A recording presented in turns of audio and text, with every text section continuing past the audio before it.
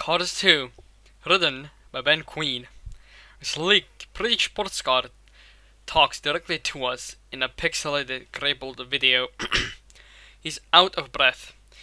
Crates are visibly behind him within the shadowy bowels of a steel room. Leland Turbo. This is Agent Leland Turbo. I have a flash transmission for Agent Finn McMissile. Superimpose over black. Walt Disney Pictures present. Finn, my cover has been compromised. Everything's gone pear-shaped. Superimpose over black. A Pixar animation studios film. You won't believe what I found out here.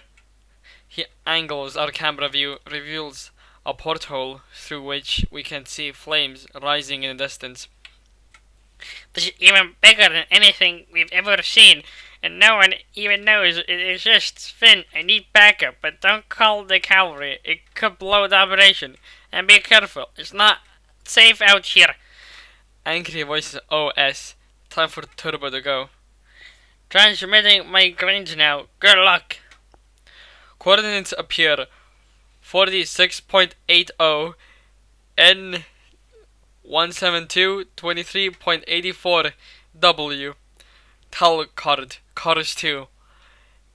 EXT. Somewhere in the North Pacific night. A tiny grab boat, Crabby, crests over a massive swells.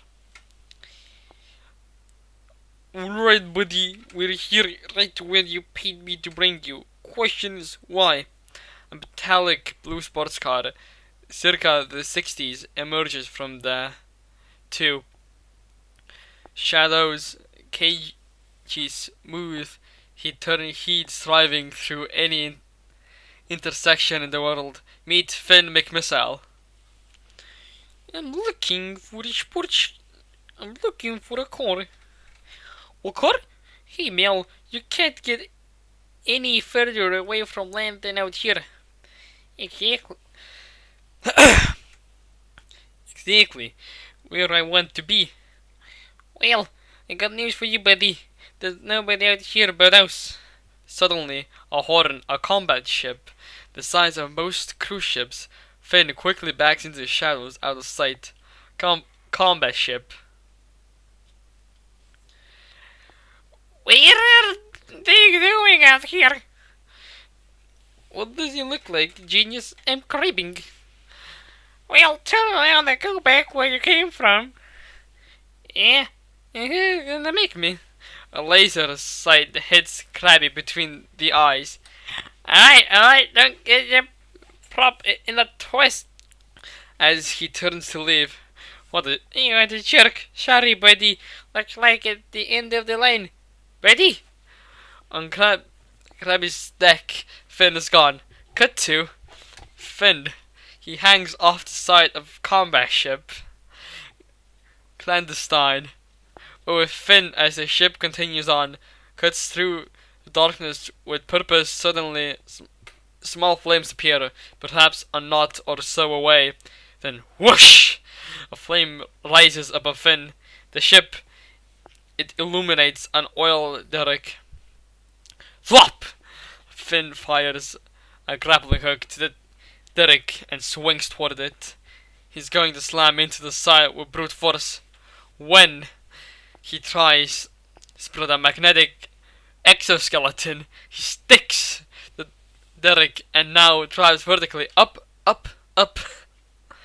From this vantage point, hundreds of derricks appear. Exit platform, oil derrick. Moments later, Finn approaches a loading bay from above. Hides, he watches as gremlins, pacers, and assorted other cars scurry about. Into radio. Leland Turbo, this is Finn McMissile. I'm at the landing point. No response.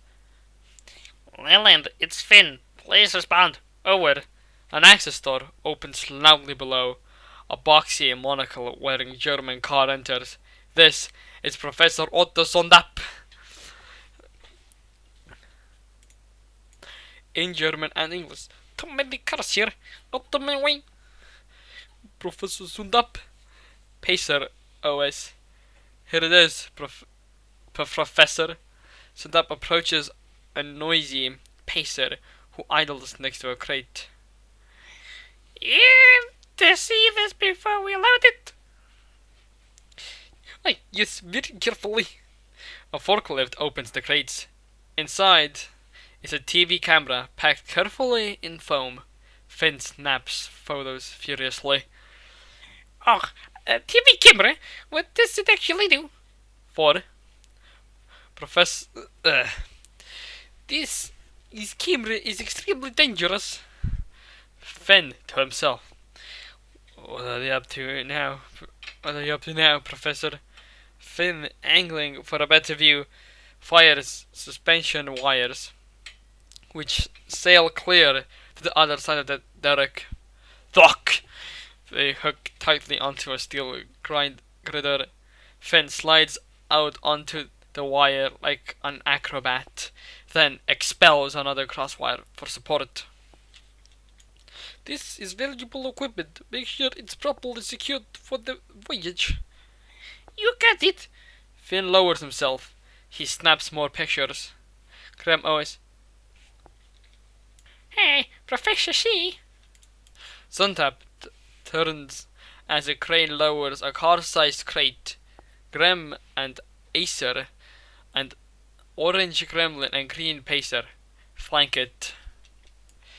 Graham. This one is a British band we told you about. Acer. One caught sticking his bumper when it didn't belong. Finn produces semi-automatic guns from his side, readies himself for a tag team spy fight with his buddy, Leland. Agent Leland Turbo. The crate is lifted, revealing a crushed cube Leland Turbo. Finn's eyes go wide. Suddenly, whoosh! Another derrick flame rises behind him, casts a Finn-shaped shadow over the professor. He looked up. It's Finn McMissile. He's in the camera. Kill him. Finn unloads with bullets. As he starts to retreat, he stops. Bad guy cars are waiting for him on the catwalk where he just came from. Blow torches ready. Finn, stuck in midair, notices an angry crane. Finn grins, having just found his escape. Thwab! Finn releases 3 of his 4 cables, swinging Indiana Jones style on the last one toward the crane, where he lands on its boom, drives up and launches off it where he lands, moving onto another deck. Finn now drives, spraying oil and screeching around corners. A gremlin in pursuit hits the old patch, loses control, and plummets out to the side of the ring. The gremlin falls. It's like an eternity. He smashes into the water and breaks into a million pieces. On Finn now sets upon 20 or 30 more pursuing cars. He has nowhere to go but up a ramp toward the helipad. He spies some gasoline barrels, fires a single bullet, which cuts through its leather straps and sending barrels down to the ramp, past Finn, past the pursuing cars, up to the bottom where they explode in a chain reaction, back up the ramp, taking out at least 15 cars. On the helipad, Finn blasts into view, pulls to a stop. No more road, nowhere else to go. The 20 bad guy cars are still in pursuit surround him, fire up their blowtorches, about to pounce. Finn grins. The second time we've seen this grin, it means he's got something cooking. Finn's reverse lights appear. He drives backward off the edge, off the helipad, to the shock of the other cars. Finn falls. He turns himself so he krill first, cleanly cutting into the water. 6. He emerges, now sprouting hydrofoil, and speeds away. grim, non-pulsed. Get to the boats! The boats, an army of combat ships, quickly drop into the sea and churn the water with unprecedented fury as they quickly make up to the distance between them and Finn, firing bullets as they do so. He's getting away. Not for long. The lead combat ship quickly drops a torpedo into the water. It skips along, connecting with Finn in his rear and exploding with such force that the water skyrockets into the night clouds. Underwater, McMissile sinks. Then he blinks. He grins. We're starting to like this grin and what follows it. He now converts into a submarine. From his trunk, he releases 4 decoy tires, which float to the surface like body parts. On the deck, Professor Sundup watches it all from far away. "She's dead, Professor." Wonder better. With McMissile gone, who can stop us now? Exiting. Radiator Springs Day. Tow Mater, a rusty tow truck, butters into view. Mater, Tow Mater, that's who. It's here to help you. He approaches a broken down sedan on the side of the road. He drives around to the front, catching Otis' face for the first time. Hey, Otis! 7. Otis. Hey, mother. Gosh, I'm so sorry. I thought I could make it this time, but... He tries to start his engine, stalls. So, like pudding, huh? Huh? Who am I killing? I always be a lemon. Mater hooks his friend and starts towing him. Well, Dalgum, you're leaking oil again. Must be your gasket. Hey, look at the bright side. This is your tension tow this month, so that means it's on the house. You're the only one that's nice to lemons like me, Mater. Don't sweat it. These things happen to everybody, Otis. But you never leak oil. Yeah, but I am perfect. Don't tell nobody, but I think my rest is starting to show through. Mater and Otis drive past the Radiator Spring welcome sign. It has been amended to say Home of Lightning McQueen. Hey, is Lightning McQueen back yet? Not yet. He must be crazy excited about winning his 4th Piston Cup. 4, wow. 8. Yeah, it's I'm proud of him, but I sure wish he'd hurry up and get back, cause we got a whole summer's worth of best friends fun to make up for. Just me and ahead of them. A half-mile off, a red race car is visible. McQueen! Mater floors it, dragging poor Otis behind him. Oh, well, I'm in no hurry. You don't need to go so fast. Boom! They hit a bump. Otis catches air, exits Radiator Springs Day. Lightning McQueen is surrounded by his hometown friends. Lightning, welcome home. Good to have you back, honey. Congratulations, man. Sarge. Welcome home, soldier. Sheriff. The place wasn't the same without you, son. Lizzie. What? He goes somewhere. McQueen. It's good to be home, everybody. McQueen! They all turn around to see Mater speeding into town with Otis swearing behind him. McQueen. Mater! McQueen! Mater skids into Main Street. And in one swift motion, slingshots Otis forward. Wow! Right through Ramona's front door, into Ramon's conditions, where he lands perfectly on the hydraulic lift. Ramona lets him off. Routine. Hey, how far you make it this time, Otis? Halfway to the counter line. Not bad, man. I know. I can't believe it either. Exit. Radiator Springs. Continues. McQueen, welcome back. Mater, it's so good to see you. You too, buddy. Mater and McQueen do an elaborate trim pump. fist bump style. Oh man, not gonna believe the things I got planned for us. Everyone watches as the tire pump continues. Mac to Lizzie on a aside. These best friend greens get longer every time. 10. Ready to have some serious fun? Well, I've got something to show you first. Int Radiator Springs Museum Day. Close on the piston cup. It has now changed, been adorned with a small likeness of Doc. It says Hudson Hornet Piston Cup. Wow, I can't believe they renamed the piston cup after our very own Doc Hudson. McQueen and Mater are alone. The museum closed to the public. McQueen approaches a Hudson Hornet wall with docks, 3 piston cups, framed articles, other racing ethereum. I know Doc said these things were just old cups, but to have someone else when it just didn't feel right, you know? Well, I would have been real proud of you, that's for sure. McQueen takes this in.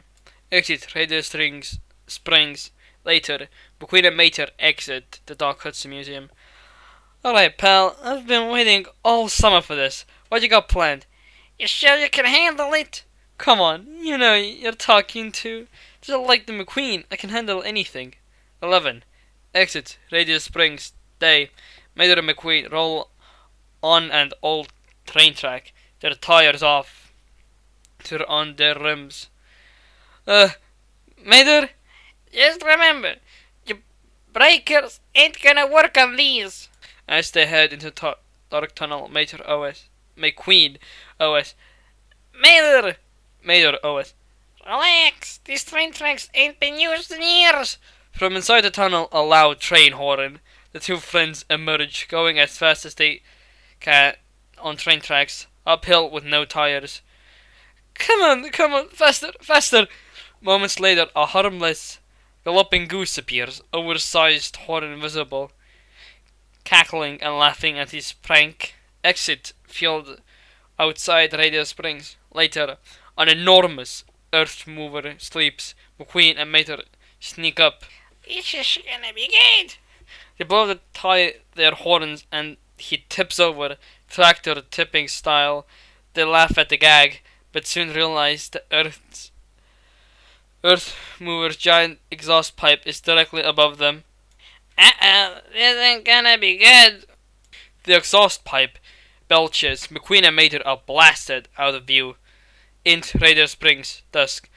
The sun sets. McQueen and Mater roll into town. McQueen looks exhausted. Mater is still full of energy. 12. Bye, this was the best day ever, and my favorite souvenir. Mater proudly shows off a dent. There's a new dent. Boy, Mater, today was, Shoot, that was nothing. Wait till you see what I got planned for tonight. Mater, whoa, I was kind of thinking of just a quiet dinner. That's exactly what I was thinking. No, I meant with Sally, Mater. Even better, you, me, and Miss Sally going out for supper. McQueen pulls around in front of Mater, stops. Mater, I meant it would be just me and Sally. Oh! It's just for tonight. Well, do whatever you want tomorrow. Mater, disappointed. Okay. Thanks for understanding. Yeah, sure. I'll go have fun now. 13. Alright then. See you soon, amigo. McQueen drives off. Mater watches him go. Exit the Wheel Night.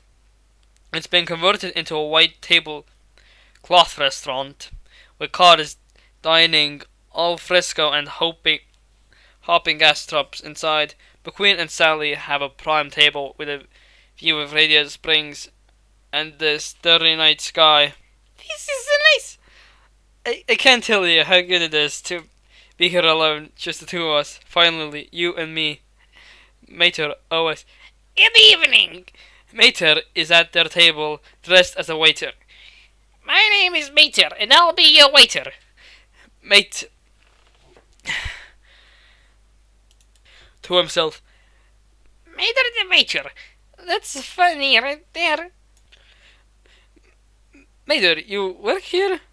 Well, yeah, I work here. What do you think? I just snuck in here when nobody was looking and pretended to be your waiter, just so I could hang out with you. McQueen and Sally exchange a look. Yeah, how ridiculous would that be? Now I can start you till numbers out with a couple of drinks. 14. Yes, I'll have my usual. You know what? I'm going to have it too. Right. Your usual. Cut to inside at the bar.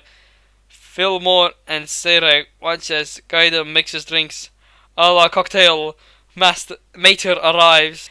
Guido, what's McQueen's usual? Guido in Italian subtitled.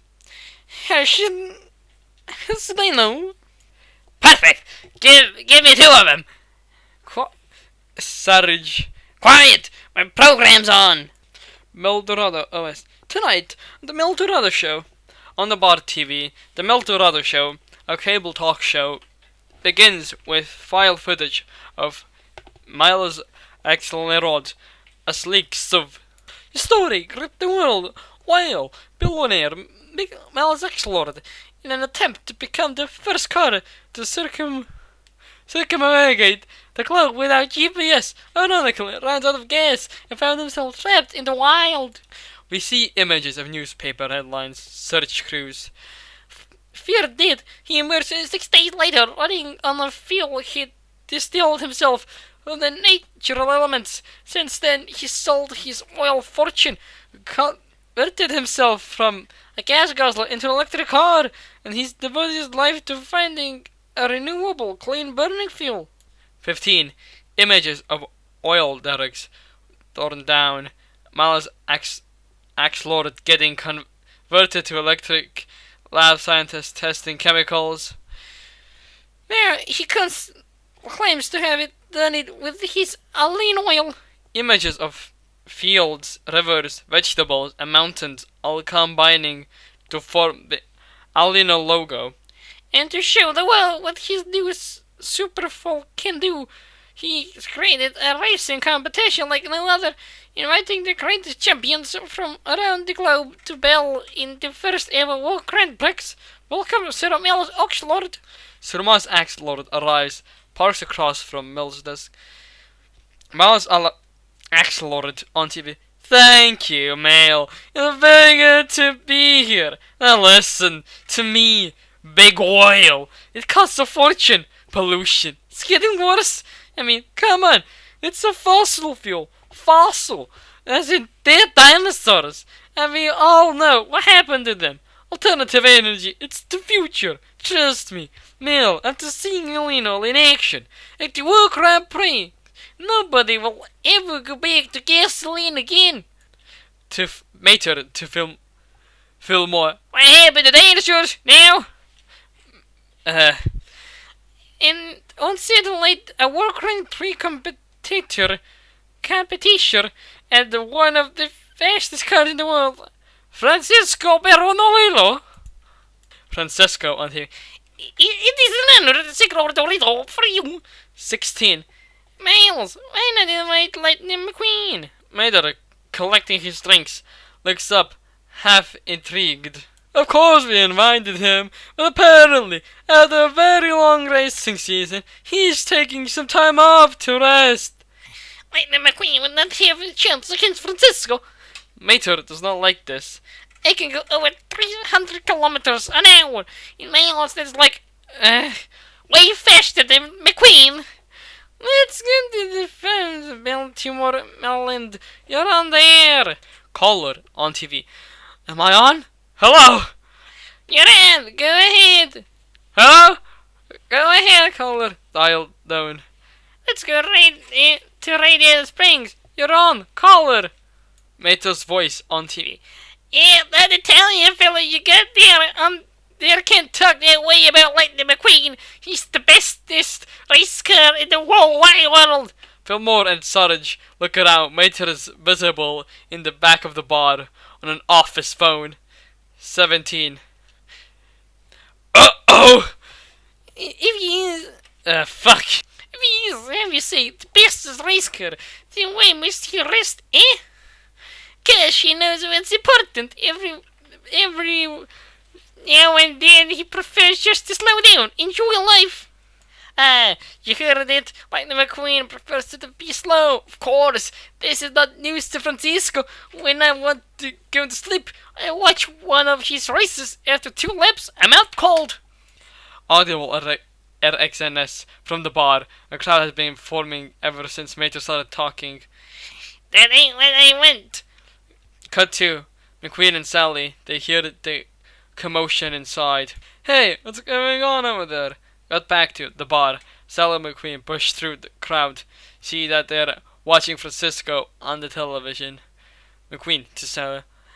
It's that Italian Formula car. His name is Francisco Baronelli. No wonder. There's a crowd.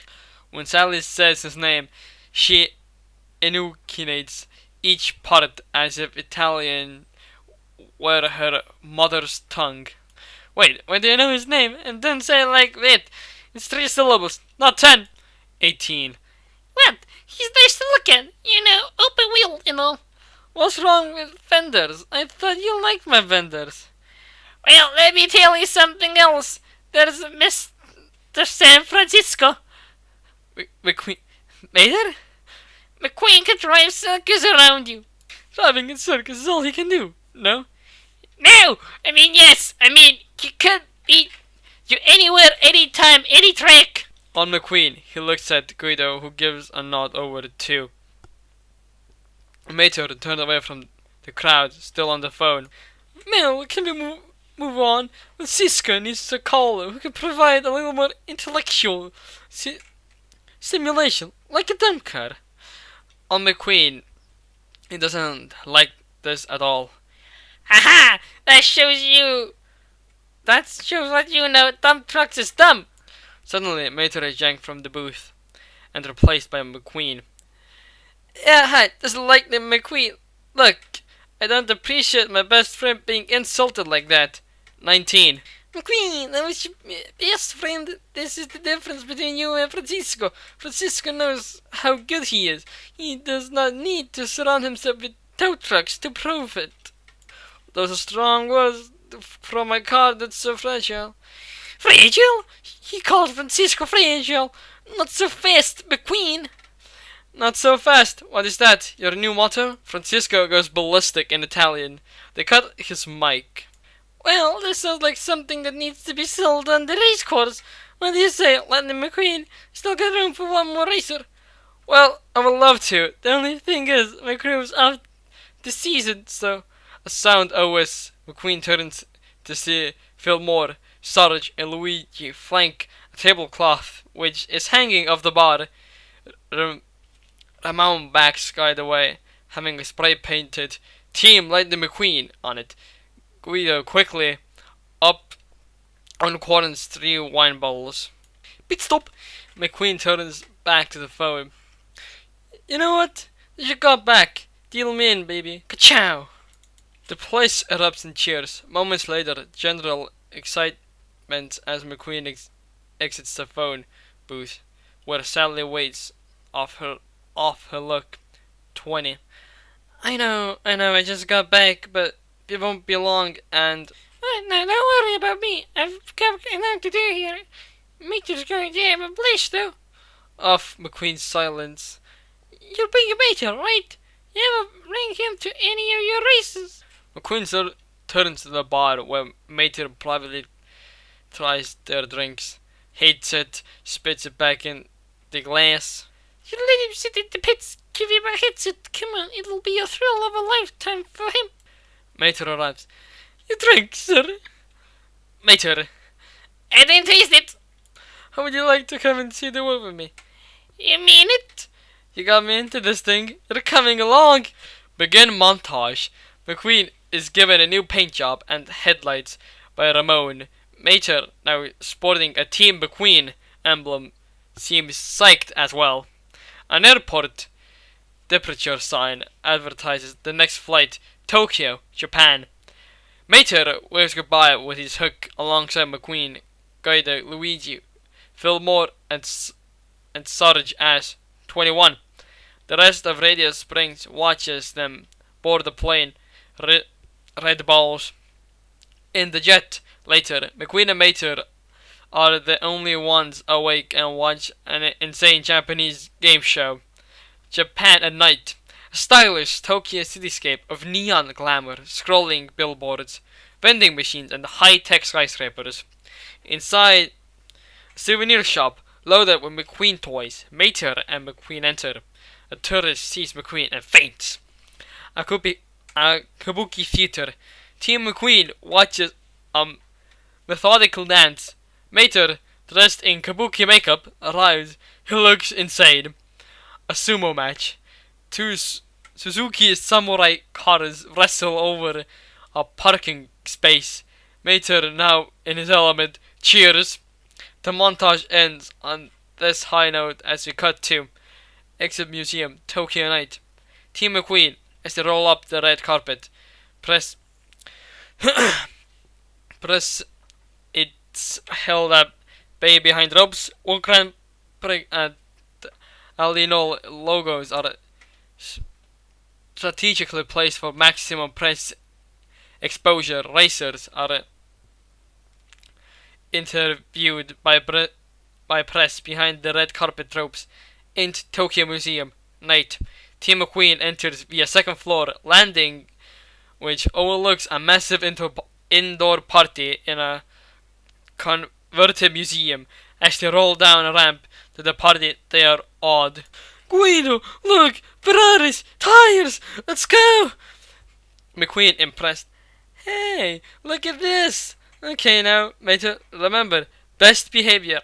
You got it, buddy. Hey, watch it! He sees something, peels away. Mater! Lewis Hamilton. Hey! McQueen, over here! 20T. 22.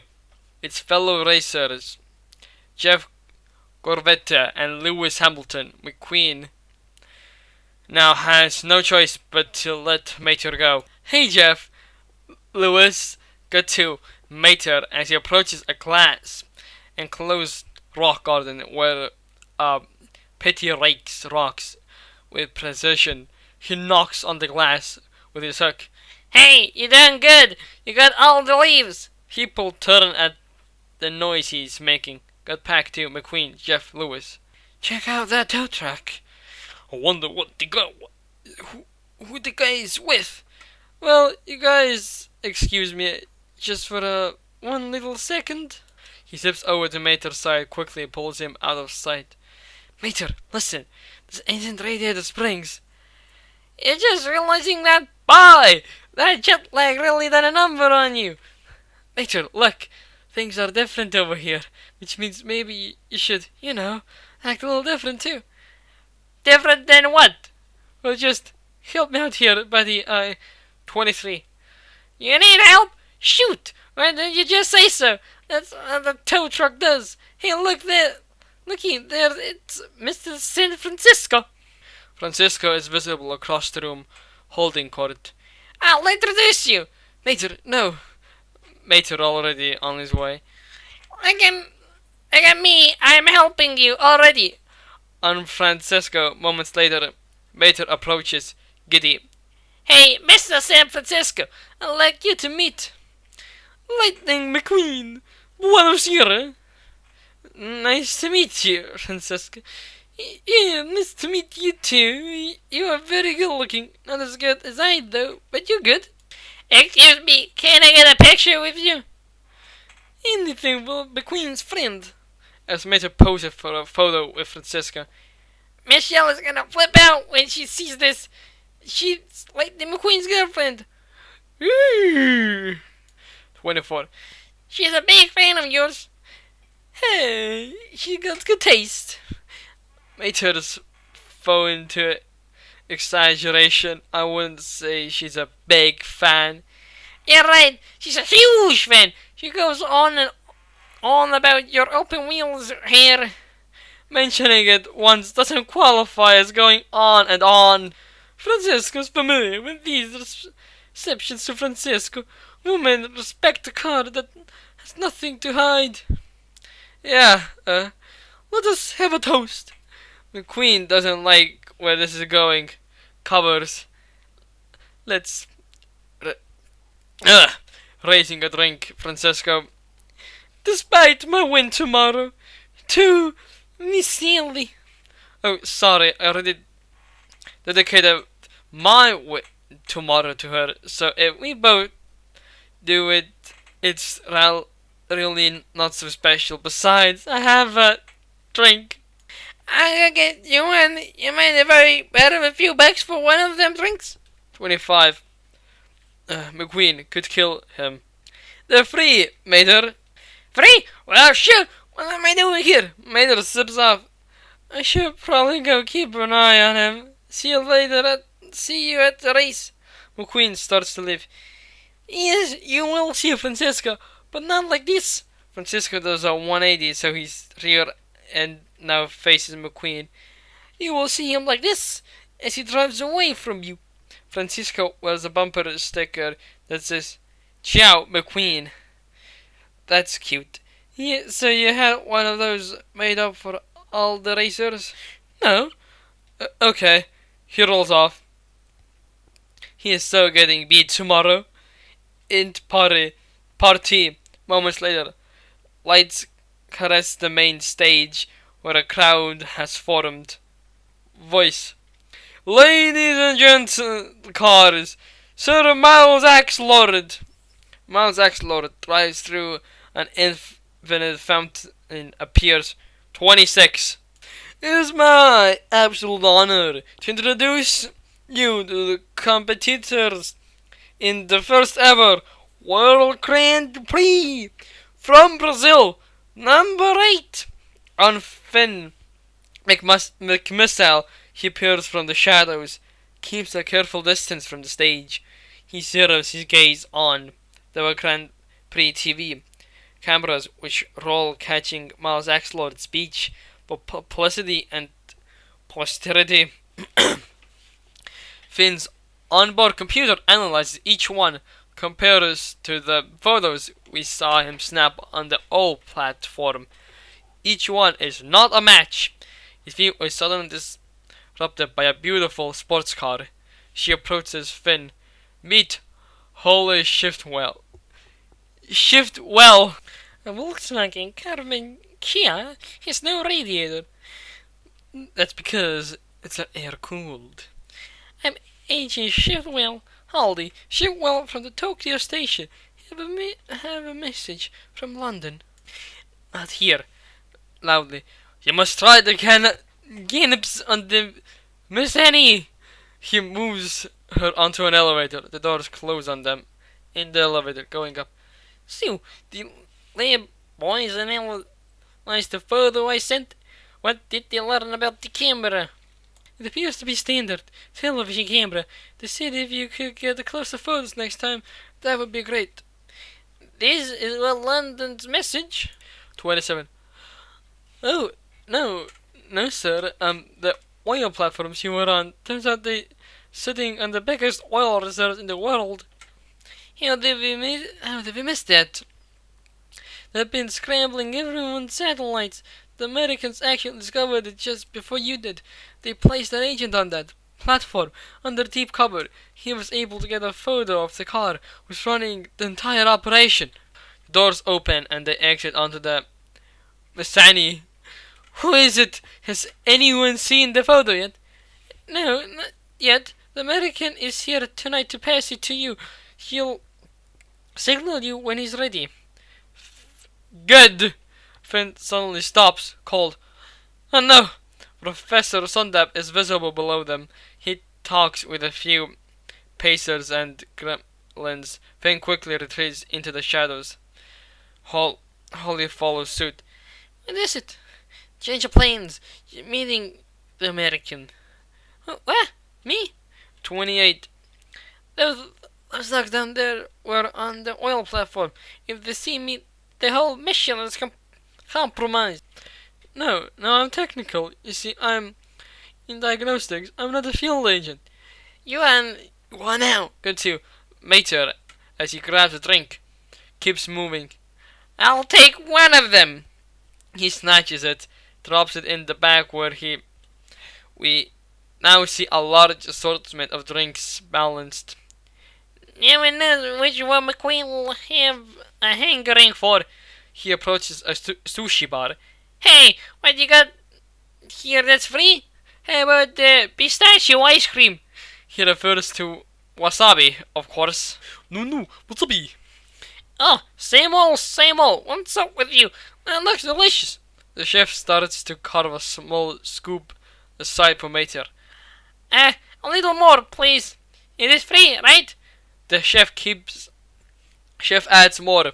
Keep it coming. A little more. Come on, let's go. It's free. You're getting there. Scoop, scoop.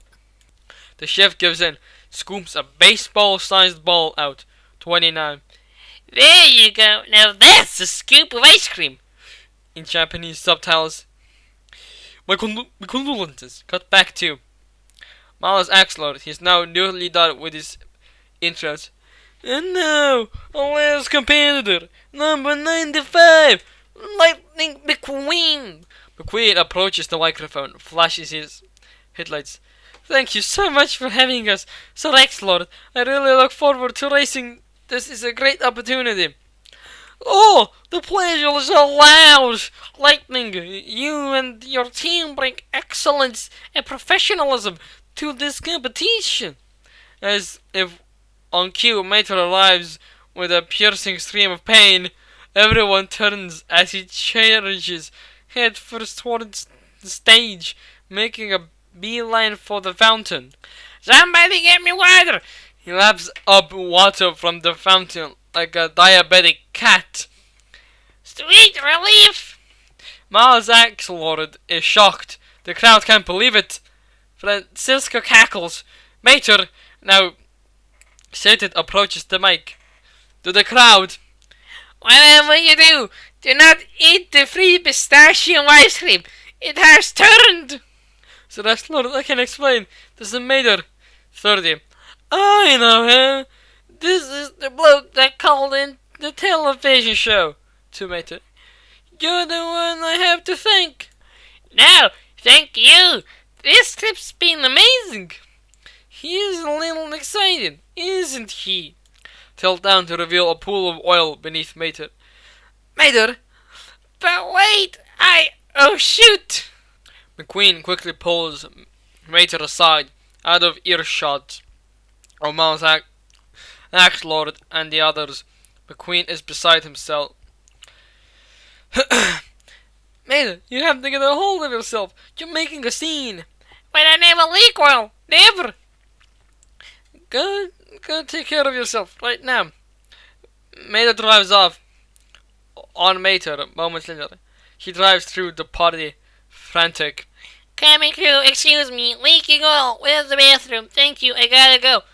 Someone points Mater down a hallway. He wipes around the corner and stops, finding himself in the front of two bathroom doors, neither of which clear instance male or female. 31. Mater confused. What? Mater chooses one, drives inside. A shriek is heard and Mater steps out.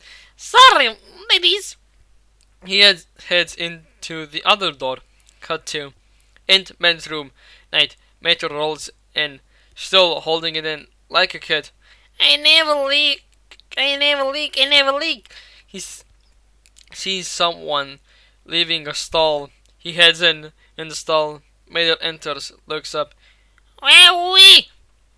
The stall is a complicated aperture with buttons and lights. High-tech Japanese. It suddenly grabs Mater, hoists him up as he is going to get an oil change. What in the...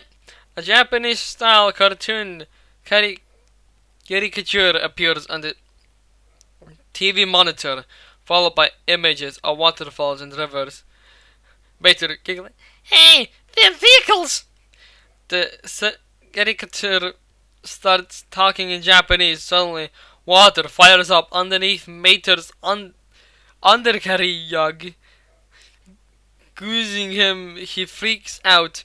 Outside the stall, when Mater yells audible, we see a gremlin enter, a furtive. Suddenly, inexplicably,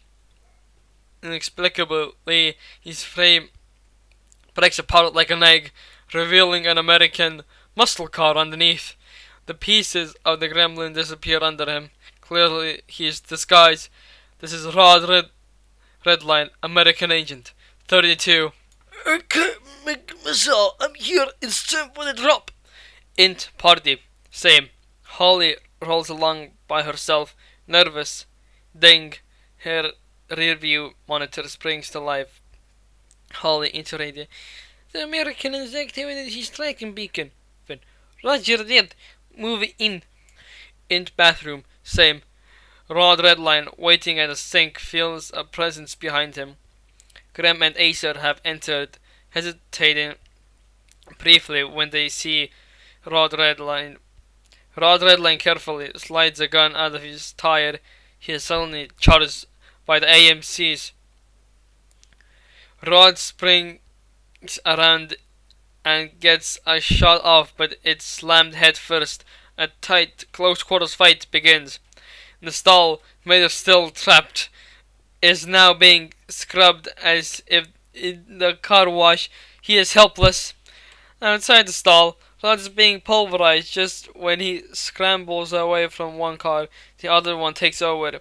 In the stall, Mater is mercifully released, but when he backs out, Rod Redline is thrown into Mater's stall door, crunching it and sending Mater back into clutches of the insane toilet. Into party, same. Holly isolates the tracking beacon's location in the party. Oh, you got to be joking. What's the problem?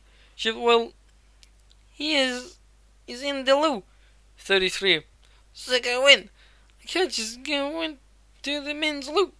It's time is of the essence as well. In bathroom outside the stall, Rod Redline is in bad shape. He backs away, betrays a look of concern. He is in trouble here. Acer burns rubber, ready to finish him off. Just as he shifts into drive, Mater's stall door kicks open, knocking Acer out. Mater jumps out face to face. Grim. Mater out of breath. Whatever you do, I will not go in there. The door swings shut, revealing the pulverized Acer. A Grim, then impatient. Rod Redline, now behind Mater, and sensing an opportunity here, quickly produces a small device. Mater to Graham and Acer. No offense to your makes and models, but you guys break down harder than my cousin Patsy after she got left at the... Rod Redline surreptitiously attaches the device to Mater's undercarriage. Mater, as he goes, Alter! He spins around. Sees Rod Redline for the first time. Are you okay? I'm fine. 34. Hey, tow truck. Then turns back to Graham and Acer. We'd like to get to our private business here, if you don't mind. Yeah, don't let me get in the way of your private business. A little advice. When you hear a giggle and see the waterfall, you best press the green button. Thank you. It's to adjust the temperature. Get it? Remember, it's Celsius, not Fahrenheit. Get out of here. Alright then. Mater exits, leaving Rod Redline to a now even angrier Graham and Acer. Exit bathroom moments later. Holly arrives at the door. She takes a breath, is about to enter when Mater exits. Excuse me, ma'am. He presses her, expelling some exhaust in the process. Holly review tracking confirms that the device is on him. Mater to himself. I'm gonna pistachio ice cream. 35. Holly into radio. This cannot be him. Is he American? Mater driving off to himself. Look out, ladies! Mater's fitting to get funky. Holly into radio. Extremely. It's him. It's settled. Holly takes one more nervous breath, quickly closes the distance between her and Mater, cuts him off. He is forced to stop. Hello. Well, hello. The Volkswagen Carmen Chia has no radiator. Well, of course it doesn't. That's 'cause it's air cooled. Holly relieved. Perfect. I'm from the Tokyo station of the Cars, Carmen, yeah, were the only ones. Besides the Beatles, you had the top 3 square pigs with the panic motors. Yeah, okay, I get it. And before both of them, there's the Type 2 business. My buddy Fillmore's one of them. 36. Listen, we should find some more private. Yeah. So you think that's a little, Holly, nervous energy. You're right, impossible to know which areas here are compromised, so when can I see you again? Well, let's see. Tomorrow I'll be out there at races. Got it. We're rendezvous there. In party, moments later, Mater returns to his team, lost in thought. There you are. Where have you been? What's a And this suppose it's like a date. A date? Mater, what's going on? Well, what's going on is I got me a date tomorrow. Guido makes a crack in Italian. Guido, don't believe you. Well, I believe it. My new girlfriend just said so. Hey, there she is. Guido points out Holly, who's within earshot. 37. Hey lady. Holly caught in plain view, drives off. See you tomorrow. Guido makes another crack in Italian. I just don't believe you. Exit shipyard at the docks, Tokyo night. An industrial dock outside of the city proper. In shipyard night.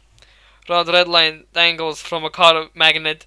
He's been beaten up, clings to consciousness. Grim OS. I gotta admit.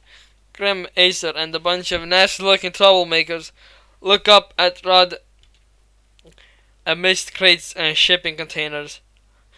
Your trick is real good. And you never like being tricked. Rod Redline laughs to himself. What's so funny? Well, you know, I was just wearing a disguise. You guys are stuck looking like that. This doesn't help him. They drop him onto a treadmill, lock him down a container, is wheeled forward, and Rod is powered with Alinol brand gasoline. Aldinol, thanks fellas, I hear this stuff is good for you. 38. So you think? The professor emerges from the darkness behind Rod. Alinol by itself is good for you. Sundap hits a button and the treadmill starts Rod's wheels, spinning at a high rate of speed. But after microscopic examination, I have found that it has one small weakness. When hit with an electromagnetic pulse, it becomes extremely dangerous. Grim, smile. Grim pushes a Wokran Briggs camera, the same one that was in the box, back at the oil derrick. He pointed at Rod Redline. What for the camera? Is that all you want? I got a whole act. You were very interested in this camera on the oil platform. Now you will witness what it really does. Everything you say, Professor. Acer pushes a TV monitor toward Rod. On it, surveillances footage from the party. Clearly, they were watching and recording him there. You took up a lot of cars last night. Which one's your associate? Your mother. Oh no, I'm sorry. It was your sister. You know, I can't tell them apart these days. 39. Oh, could I start it now, Professor? 50% power. To Rod Redline. This camera is actually an electromagnetic pulse emitter. Acer, a girl on TV. What about her? Did you give it to her? The ethanol is now heating up to a boil, dramatically expanding, causing the engine to block the crack under stress, forcing oil into the combustion chamber. Rod Redline's engine starts to crack and break. Reeb, guy on the TV. How about him? You talked to him? Rod Redline to Professor Sindel. What do I care? I can replace an engine block. You may be able to, but if the full impact of the pulse, unfortunately, there will be nothing to replace. How about him? Does he have it? The monitor reveals Mater rolling out of the bathroom and down the hall. Rod Redline seeing this, does the world's most subtle double take. We caught it, but there is no way anyone else in the room could have. It's him. He's the one. Roger that. Professor C. 40. No! As Graham turned up the machine even more, the professor makes a call. Yes, sir. We believe the threat is based on sensitive information. Beat listening. I will take care of it before any damage can be done.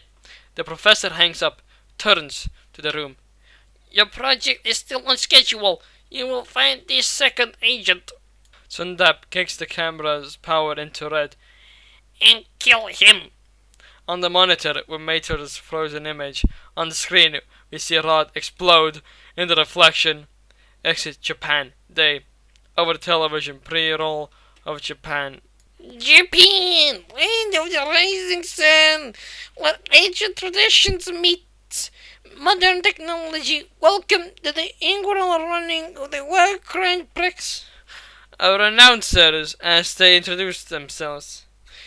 I'm Brett the Mustang Burger, here with racing legends Daryl Cartrip and David Hopskip. There's never been a competition like this before. Shots of the pits as the racers fuel up. First, Illinois, making its debut tonight, is the required fuel for all these great champions. More 41. Second, the course itself, and it's like nothing we've ever seen. David, do extremely this competition work? Well, Brent, all of these three courses are classic round three house racetracks. Outline of 3 race courses are shown. They're labeled Japan, Italy, and England, and are different in shape and size. This means that the LMP and the Formula cars should break out of the gate in spectacular fashion. Shots of the racers as they wave up the track, practicing. Look for Francisco Miranolin, in particular, to lead early. Shoots out Francisco featured in an instant, and with a series of technical turns throughout. More shots of the course, now highlighting the tech turns. He and the turning cars, like Spain's Miguel Camino, will make up some ground, but I doubt it will be enough to stop Francisco from absolutely running away with it. Wow, all your horsepower. You're forgetting the most important factor here. That only dirt track section of the course. The dirt is supposed to be the great equalizer in this race. Graphics of the course now isolate a stretch after the first couple turns. Label it dirt section. Which really currently is continuing on the big blue state through there.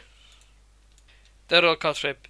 And don't forget Lightning McQueen. His mentor, the Hudson Hornet, was one of the greatest dirt track racers of all time. In my opinion, McQueen is the best all-around racer in this competition. Back in the studio. Really, Daryl, I think you need to clean your windshield. You're clearly not seeing this for what it is Francisco race to lose. Stylus reported. Throughout this section of the script reading, the only voices that I'll be doing are Mater and maybe the other ones that I remember after doing. So yeah, status reported done. Exit. Starting line. Brent Mustang Burger. It's time to find out. The racers are looking into the grid. Engines rev as everyone gets ready to go. Everyone's bright-eyed and alert except for McQueen, who we find in the back of the grid. He closes his eyes. McQueen to himself. Speed. I am Speed. A laugh as McQueen opens his eyes. Francisco is next to him on the grid. Really? You are speed? Then Francisco is triple speed. Closes his eyes. Francisco is triple speed. Francisco likes this. McQueen, it's really getting him into the soup. He is so getting beat today. The starting lights click down from red to yellow to green. The race begins. Francisco quickly grabs the lead. He's pulling away within seconds. 43. On pit row, we track past as the various crew chiefs under crash cards bark orders to their racers. We end on Team McQueen. No crew chief, just a solid looking team. His suspension starts to look good. Your pleasure is excellent. Phil Moore, he's got plenty of feel. Yeah, he's awesome. Cut 2, the same view of Mater, but now through a telescopic display. Reveal Finn and Holly watching from high above in a downtown office building behind a reflective glass. Why is he in the pits? He's so exposed. It's his cover, one of the best I've seen, too. Look at the detail on that rust. It must have cost him a fortune. But why hasn't he contacted us yet? There's probably heat on him. Be patient. Right, of course. He'll signal us when he can. And then we find out who's behind all this. On the track, various shots of the race through Tokyo as Francisco extends his lead and McQueen attempts to make up ground. 44. In McQueen's pit, Mater watches the monitor, sees them approaching the dirt section. McQueen, it's time to make your move. Get on the outside and show him what Doc taught you. McQueen on the radio. Turn forward, Mater. On the track, Francisco hits the dirt section and loses all control. He slams to a halt. His tires getting no traction. David Hopscap. Francisco is brought to a screeching halt. McQueen skids into view, turning right to go left, passing Francisco, followed by other cars. Brent Mustangburger. Lightning McQueen is the first to take advantage, and just like that, folks, Francisco's lead is left in the dust. Nice call, Mater, keep it up. McQueen now leads the pack, zooming out of the dirt, now starting to relax. Whoa, man, McQueen looks happier than a roll bar at the demolition derby. Oh, the part of the road again, moments later. The field of cars thunders into a tunnel. Brent Mustburger. Everyone jolting for positions as we hit the asphalt again. Francisco crests the hill in last place. He bites down, determined, then chases Brent Mustenberger. Francisco lost a lot of momentum in the dirt. He's got some serious work ahead of him if he wants to get back in this race. 45. Various shots of Tokyo as the racers move through the Rainbow Bridge. Bit by bit, Francisco ekes his way towards the front, towards Lightning McQueen, as we cut to a rooftop and the view through the WGP camera lens. Graham and Acer manning this one. They focus it on the racers as they approach. It's time. Graham, roger that. On the track, a racer, Miguel Camino, suddenly plumes with smoke and skids out. Oh, Miguel Camino has blown an engine! Bent Mustenberger. Very unusual, Daryl. He's been so consistent all years. Camino quickly pits, passing McQueen's pit, where Mater is visible. On Graham and Acer, watching from above. Graham, you gotta be kidding me. Acer, what is it? Graham, it's a tow truck from the bathroom. Acer, the one from the bathroom? Graham, yeah, the one the American agent passed the device to. Acer, what about him? Graham, what about him? He's in the pits. Acer, not for long. Acer exits the purpose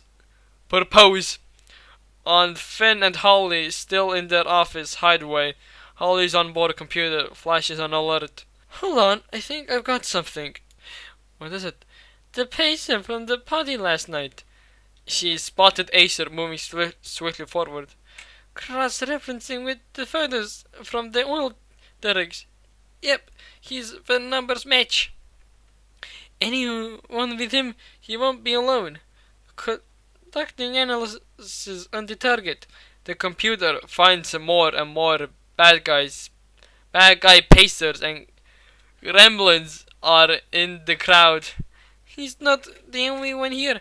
They're everywhere, and they're all closing in on. Oh no! We pan over to see it's Mater. Finn, where are you?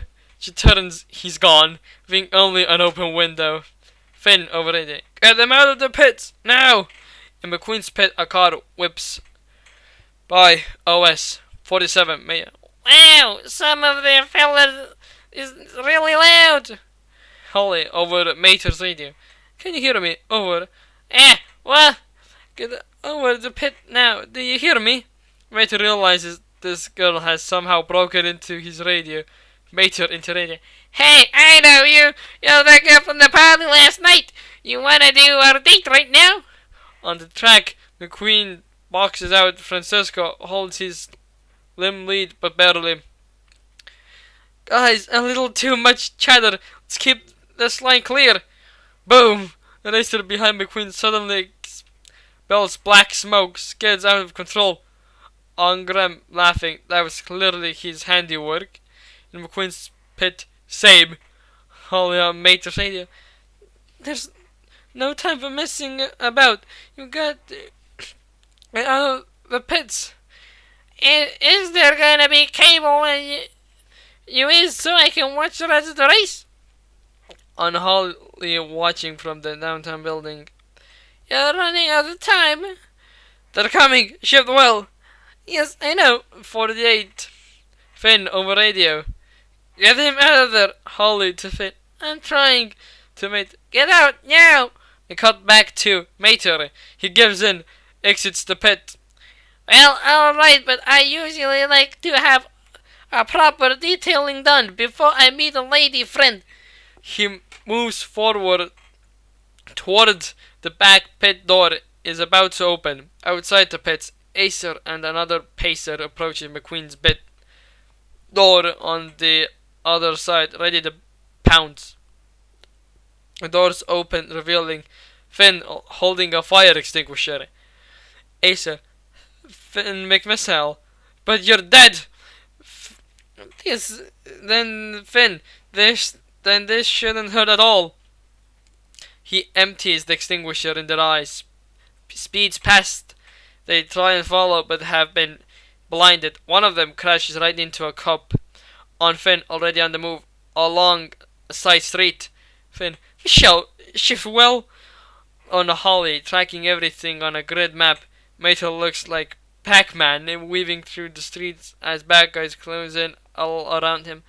I've got him in the back alley, east of the garage. Multiple assailants are closing in quickly. Finn over radio. Keep him moving. I'm on my way. On Mater, he turns a corner. Sees a flower shop. 49. Hey, new lady friend. You like flowers? On the track, McQueen, hearing this, is taken aback. What?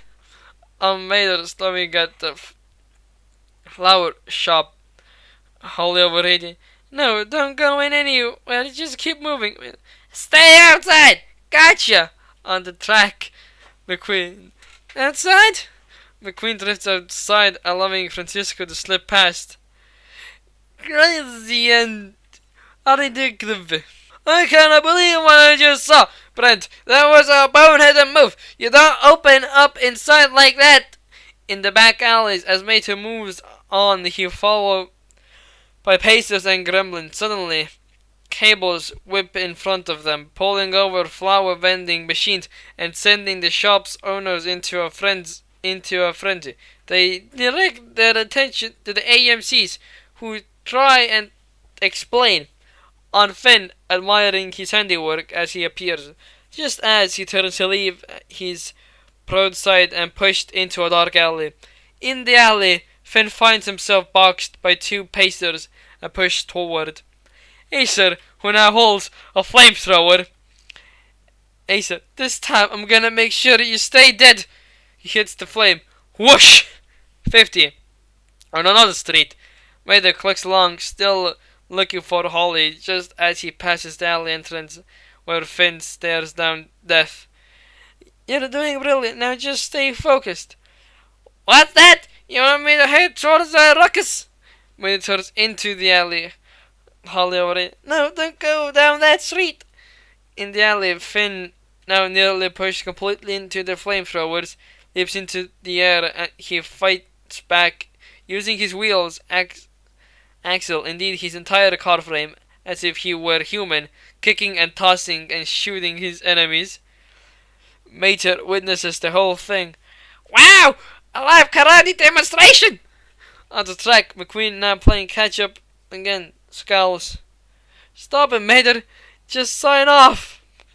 In the back alley, Finn polishes off the AMCs by firing a bullet into a gas main line, causing an explosion that tosses Acer through the air where he lands into a noodle shop sign. On the track, the end of the race is nigh.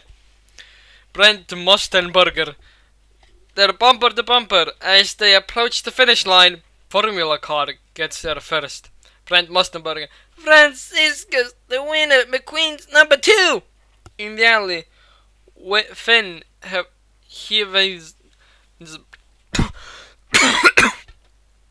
Heaven's breath survives his damage. I was cool! Hey, can I get an autograph? 51. Mater approaches when a mass of race fans bursts out the door, momentarily blocking Mater's view of Finn. Once the fans have passed, Finn has disappeared. Hey, where'd he go?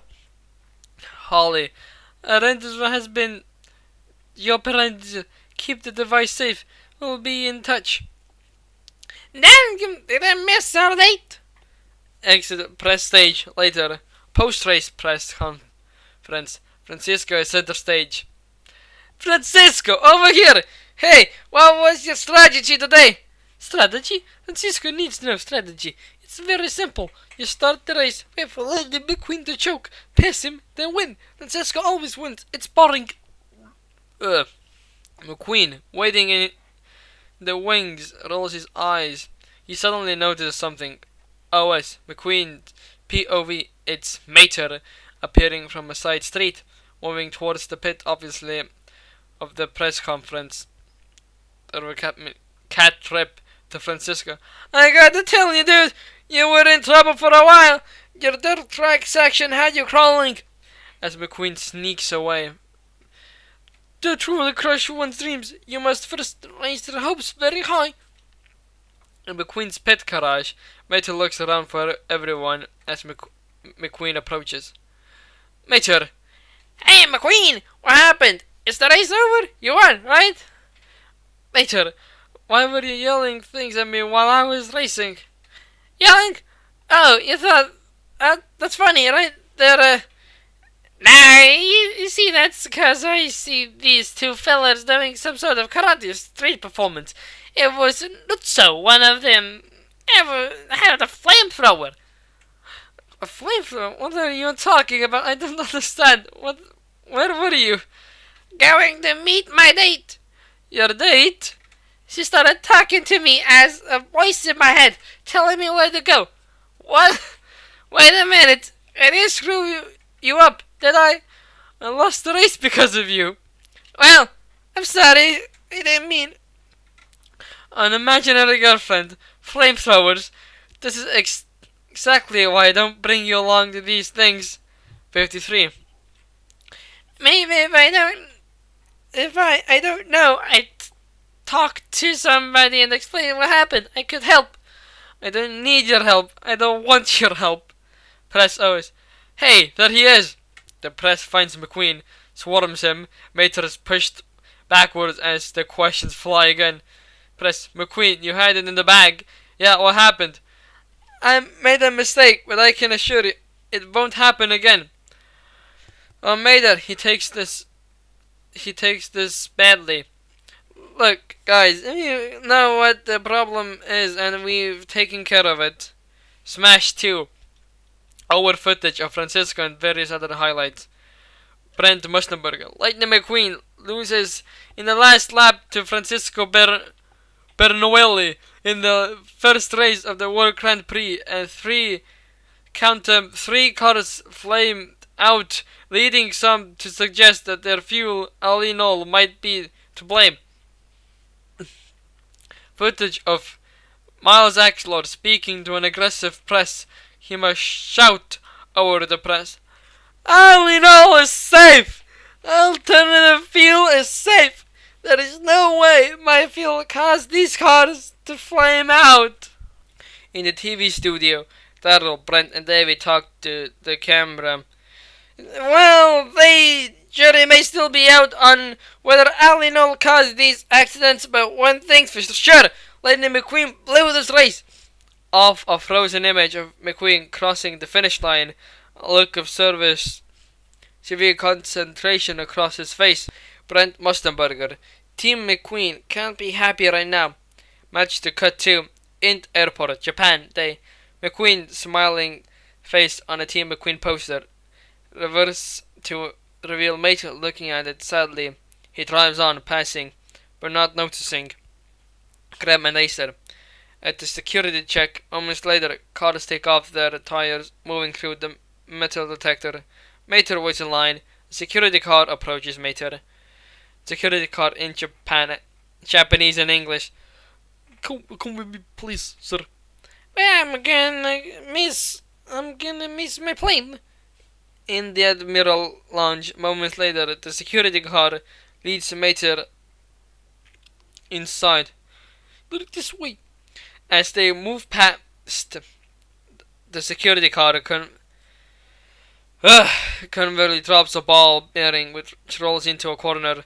The ball bearing then sprouts mechanical legs, tripods itself, and irises out, revealing itself to be a tiny camera. In the main room, Admiral Lounge. Continuous. Matthew follows the security car in, nervous. 55. Doggone it! This is about my hook, isn't it? I know I should have checked it, but I can't really look. It's attached to me. Schwab! The security car suddenly decloaks himself, reveals himself to be Finn McMissile. Hey, I know you. You're the fella from the karate demonstration. Finn, I never properly introduced myself. Finn McMissile, British intelligence. Darrell Mater, average intelligence. Finn, who are you with? FBI, CIA? Let's just say I'm AAA. I affiliated, I know some karate. Don't know break or nothing, but I've got me a black fan belt. Beep, Finn. Rear view alarm. His camera has picked up Graham and Acer. They've just entered the lounge right around the corner. Hey, you wanna see some moves I made up? Finn, they're being followed. Finn quickly turns, fires a tiny glass-cutting beetle at the window as Mater talks. Obviously, the beetle cuts out a round hole. This first one, I can reach into a car's hood, pull out his battery, and show it to him before he stalls. I call it what I actually did on my friend Luigi once. 56. Mater does his worst karate moves as Acer and Graham turn the corner. Graham, there he is! The glass drops away, leaving a car-sized hole. Mater eyes the cloak. Look, I probably ought to go. I'm about to miss my flight. Finn, don't worry. Finn hugs Mater from behind. He yanks him forward. Finn, I've taken care of that. Hang on. And leaps out of the window. Tarmac Airport, Japan. Finn pulls Mater down hard onto the tarmac, towing him away from the terminal. It's first class service. You don't even have to go through the terminal. Acer and Graham appear chasing them.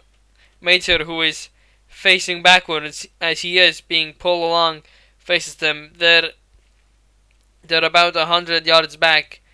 Mater to Finn. Yeah, karate partners are back here. They kinda look like they're trying to catch up. Finn. Try forward. Whatever you do, don't stop. Finn skids around, whipping Mater in a 180 degree in 180 so that Mater is now towing Finn. Grim produces a rocket, lines up Finn as his target. 57. Finn, without hesitation, fires a mini rolling jack. The jack drives itself towards Grim, anchors itself under his frame, and flips him like a turtle, but not before Grim gets the rocket off. The rocket it flies towards Mater and Finn. Finn aims and launches a missile back. The rocket and missile collide in midair, explode. Mater, only hearing this. Is everything okay back there? Suddenly, OS, Finn, it's Sid. I'm on approach. A ghost from jet wings it to view overhead. This is Siddeley, Finn. Roger that. Mater looks up. Acer screeches into view up ahead, dragging a long row of luggage carts in Mater's path, attempting to create an accident. Mater to Finn. You remember that whole thing about me not stopping no matter what? Just as it is, as it looks tired, suddenly descends hawk-like, fires bullets and blows up the luggage cart sky high. Mater and Finn burst through them, luggage now raining down from above. I knew I should have carried on. Finn to Sidley. Thanks, old boy. Sidley lands hard on the tarmac ahead of them. No time to stop. He drops his bag open, revealing Holly. Hey, Daggum! It's my imaginary girlfriend. Come on, get in here. 58. Mater speeds up toward Sidley's ramp. Holly. Mater to Holly. Boy, I tell you what, you really do want this first date, don't you?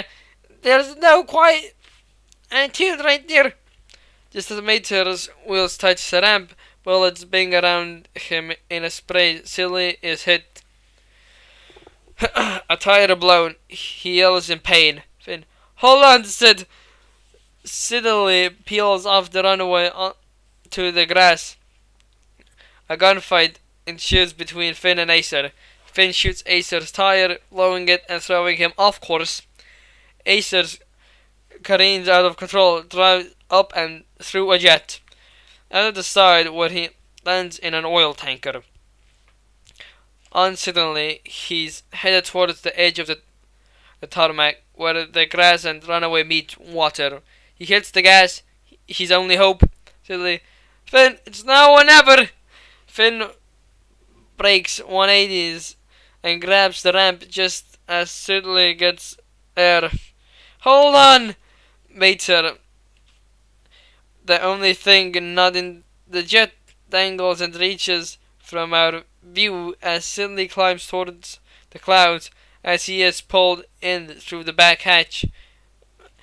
By the time you read this, I will be safely on an airplane flying home. Int lobby hotel Tokyo day.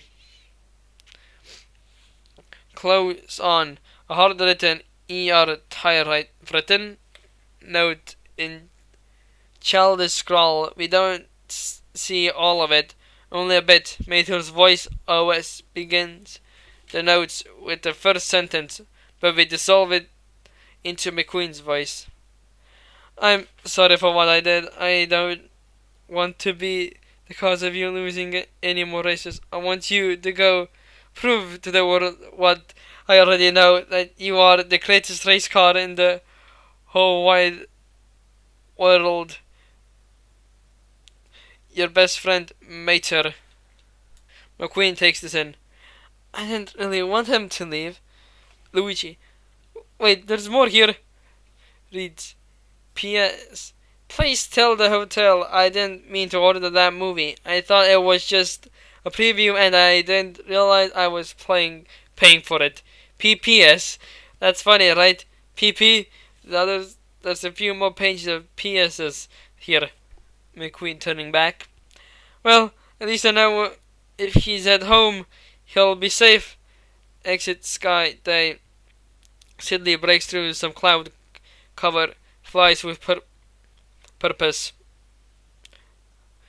Int jet day. A well-appointed spy jet. Various computers line the wall. Finn. Now that's how I like to start the day. You never feel more alive than when you're almost dead. Holly scanning Mater. I hope the device didn't fall off. Mate, that's the closest I've ever been to missing my flight. That was 60. With a robotic arm, Holly grabs the device Rod Redline hid under Mater. She yanks it out with a goose. Mater jumps. Ow! Still in one piece. Great. Holly drops the device into a mainframe computer. It starts analyzing. I gotta go to a doctor. I keep getting these sharp pains in my undercarriage. Downloading the photo now. Hey, let me introduce you to Holly. This here is Finn McSomething or other. He is first class VIP. Airport watch Gamaladic. And Finn, this here is my date. To Holly. I never did get your name. Yes, sorry, it's Shiftwell, Holly Shiftwell. Made her to Finn. It's Shiftwell, Holly. Dang, the computer is done analyzing. The cabin lights dim. Finn, finally, time to see who's behind all this. An image is blasted between the three of them. It's of a photograph, a complicated melange. A metallic part stuck together. Holly to Mater expectantly. What is this? Mater. Well, that's one of the worst engines ever made. It's an old aluminum V8 with a Luna's electrical system with rub bolts. Shoot them with rub bolts in is a pain. Tell you what, the main metric they ain't inches. Holly. Yes, okay, right, but whose engine is this, Mater? Well, it's kinda hard to tell from this picture, ain't it? But you're the one who took it. Finn. Holly. Yeah, right, yes, of course. A good agent gets what he can, then gets out before he's killed. Sorry. Agent? Yeah, man, like, insurance agents like... Sings. Like a good neighbor, Mater, is there? Wait, you mean secret agent? You guys spies? Finn, Holly, this is how many makes and models did this type of engine appear. Holly has the stats in seconds. Kids play. Holly, it was standard in 7 models over a 12 years period. At least 35,000 cars were made with this engine. Mater moves his seat forward through one part of the hologram, so he's face to face with Holly. Yeah, pretty. 62. Holly annoys. Yes, alright, thank you. And so nice. Just pay attention. She moves the engine photos so it's now blocking Mater again. Finn, this seems like a dead end. If there were something in the photo that could narrow this down a bit, I'd be a lot happier. You might not be happy, but I bet this fella is. See how he's had most of his parts replaced. And all of them boxes over there, them's all the original parts.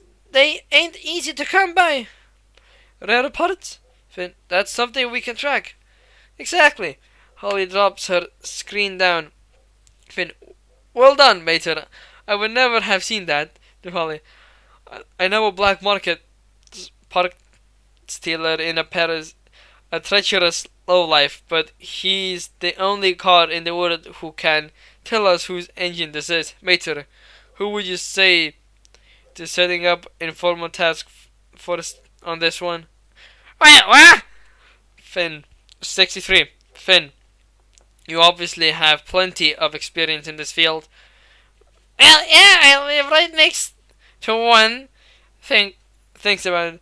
I don't know, and I ain't extremely been much help to anybody recently.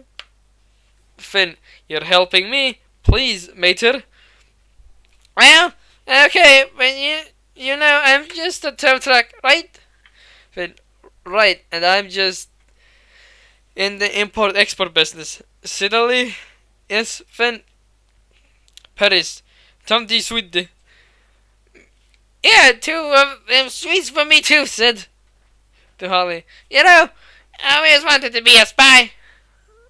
Holly, smiling sweetly. Really? Me too. Sidley.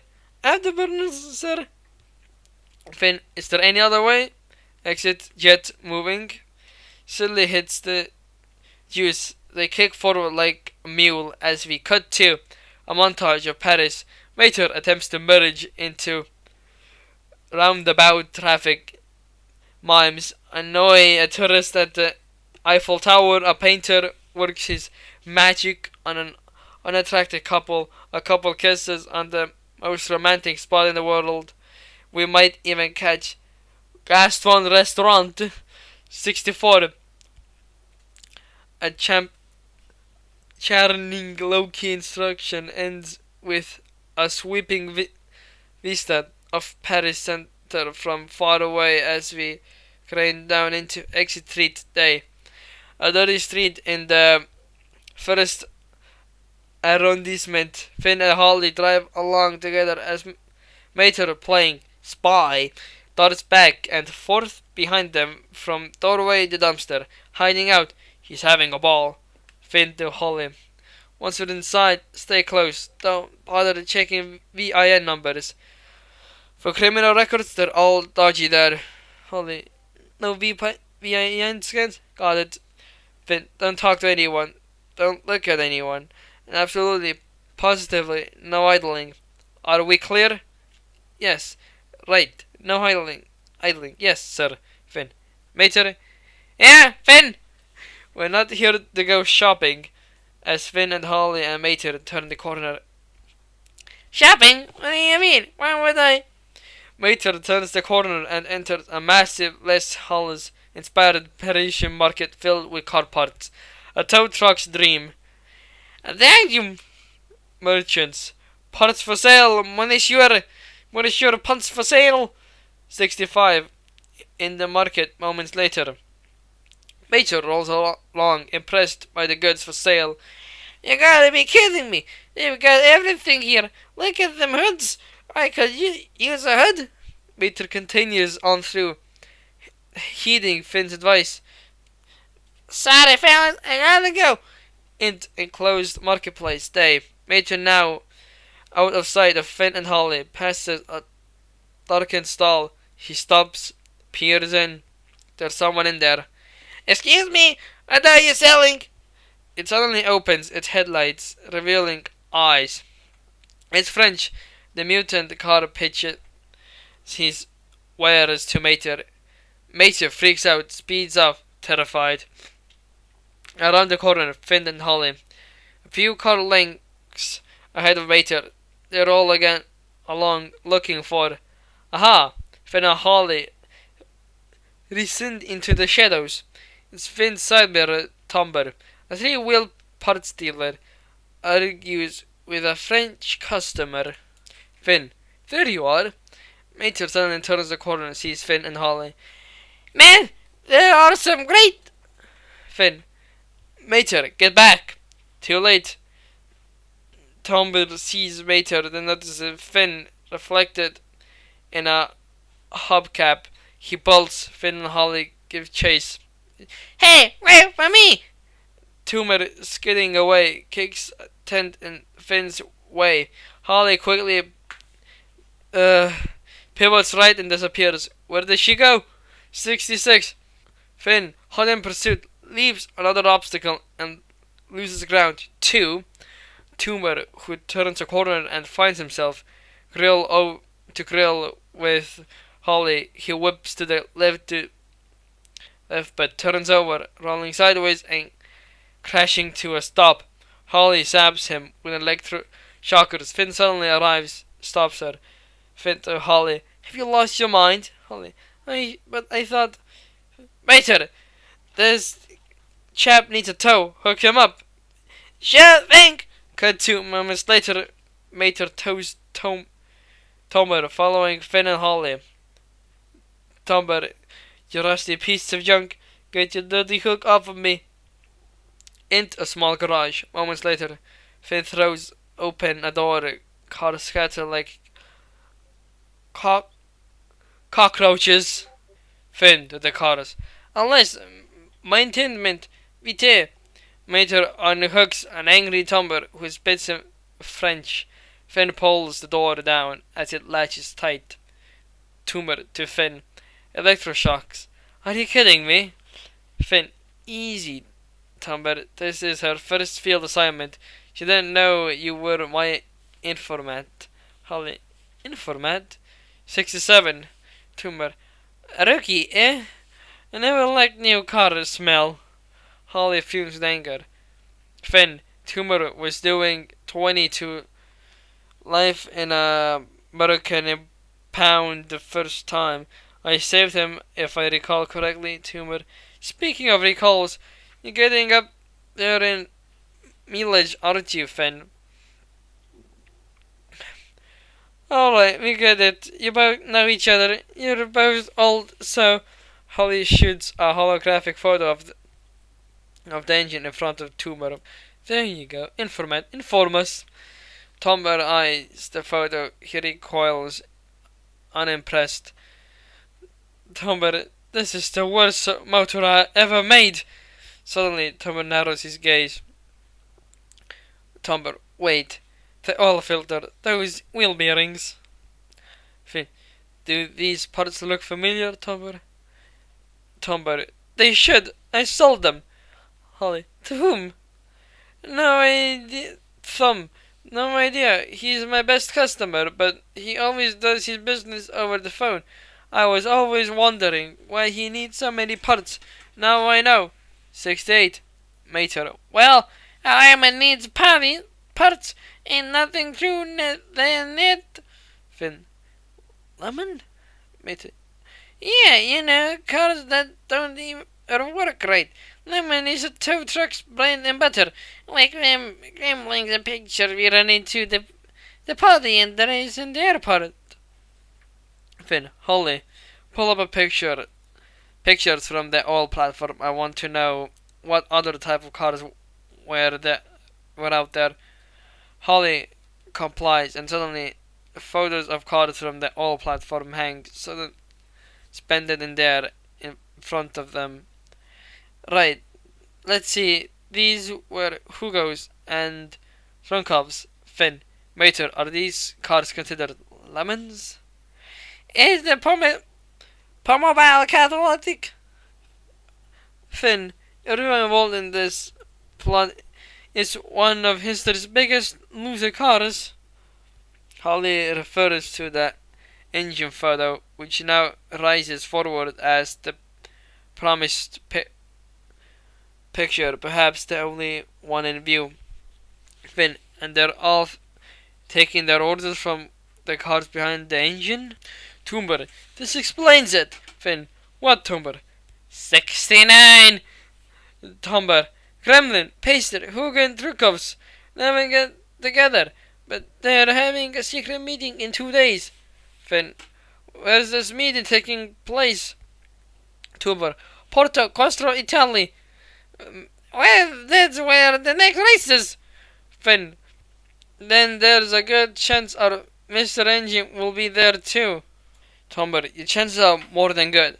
I just sent him a new clutch assembly yesterday to Porto Corsa. Finn, Holly, contact Stephenson and have him meet us at Gare de Lyon. Good work. Action, French Alps, night. Stephenson, a 3-car luxury bullet train, speeds along a snow-covered mountain in the dead of night. Its halogen headline cutting through the darkness. It dips into a tunnel. Why, I tell you what, that 3-wheeled feller had to be right about the big meeting. In spy car, moving night. Mater, Finn, and Holly scroll through surveillance-style photos of traffic on an Italian street. They're in the front train car, which double as a luxury seating area and intelligent command center. You never see this many lemons in one town, unless there's a swap meet or something. To Holly Moore, 70. Hey, how'd you get all them pictures? Well, remotely reprogram Porto Corsa's red lights cameras to do reconnaissance scans. Wow, not only is you the prettiest car I've ever met, but you're the smartest too. Thank you. I think that's a familiar sight. Mater refers to a photo of a Victor Hugo, the Hugo Lemonhead, being towed by an Eastern European tow truck. A Hugo being towed, but he looks absolutely perfect. Finn, of course, they must be the heads of the Lemon families. Makes sense. If I was rich and broke down every day, I'd hire me to tow me around all the time too. Finn, we've got to infiltrate that meeting. It's the only way to find out who's behind all this. Holly, eyeing Mater. Hang on a minute. What? Holly, hold still. Holly snaps Mater's picture, temporarily blinding him. Ah! Holly turns back to her monitor. Mater's face appears on screens. She quickly crafts it over the Hugo tow trucks. Finn, good job, Miss Shiftwell.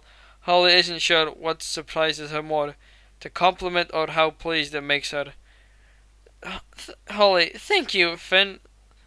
Bye, I sure wish my friend could see me now. Exit small town, Italy, outside Porto Corsa.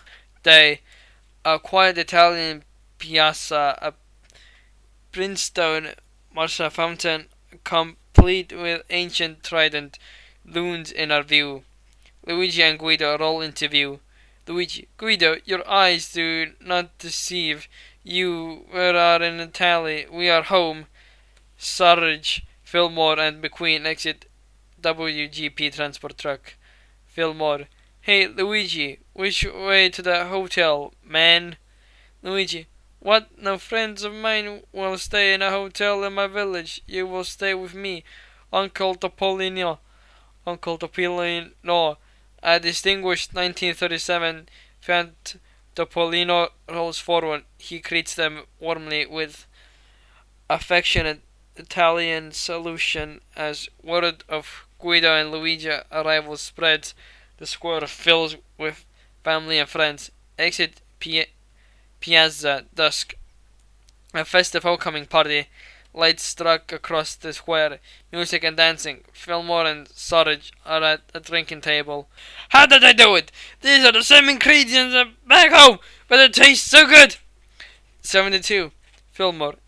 It's organic, man. Sarge. Tree hugger! Lightning McQueen rolls along the periphery of the square. It seems lost his thought. Uncle Topoli OS. Race car! Uncle Topoli beckons McQueen over.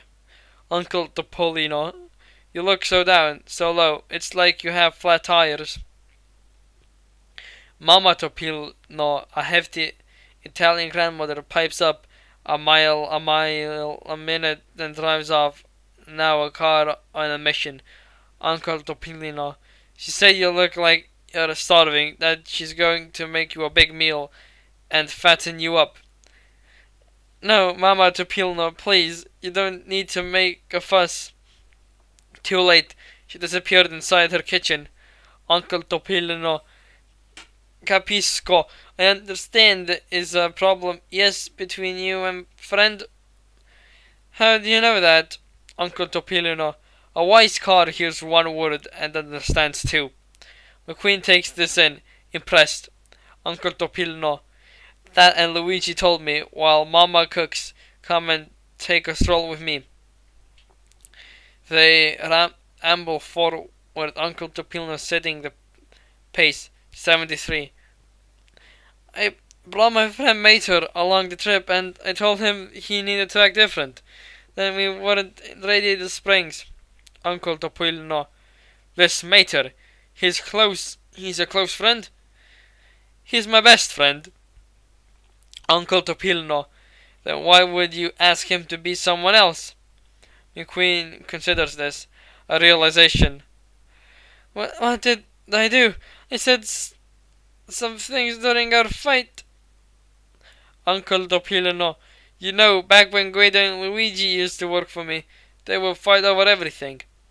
In the square, Guido dances with a girl. Luigi suddenly cuts in.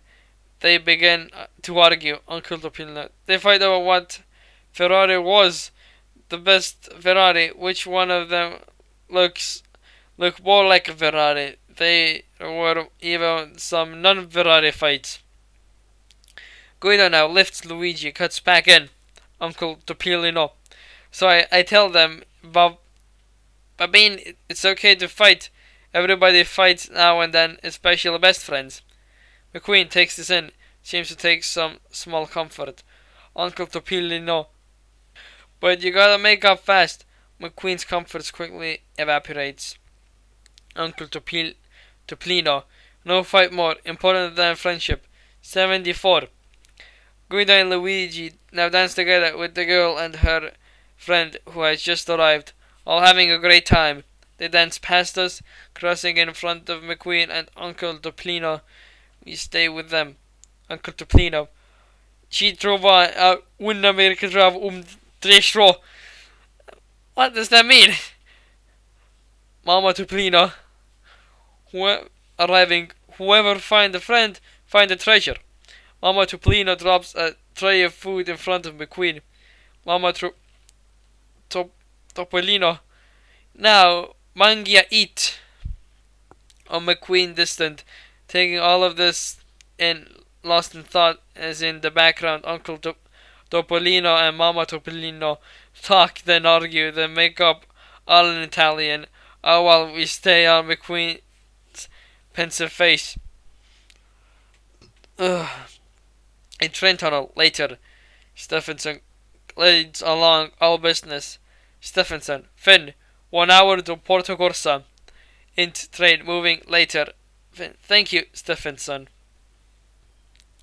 Finn watches as Holly attaches a new emergency light on Mater's roof. It looks exactly like his old one.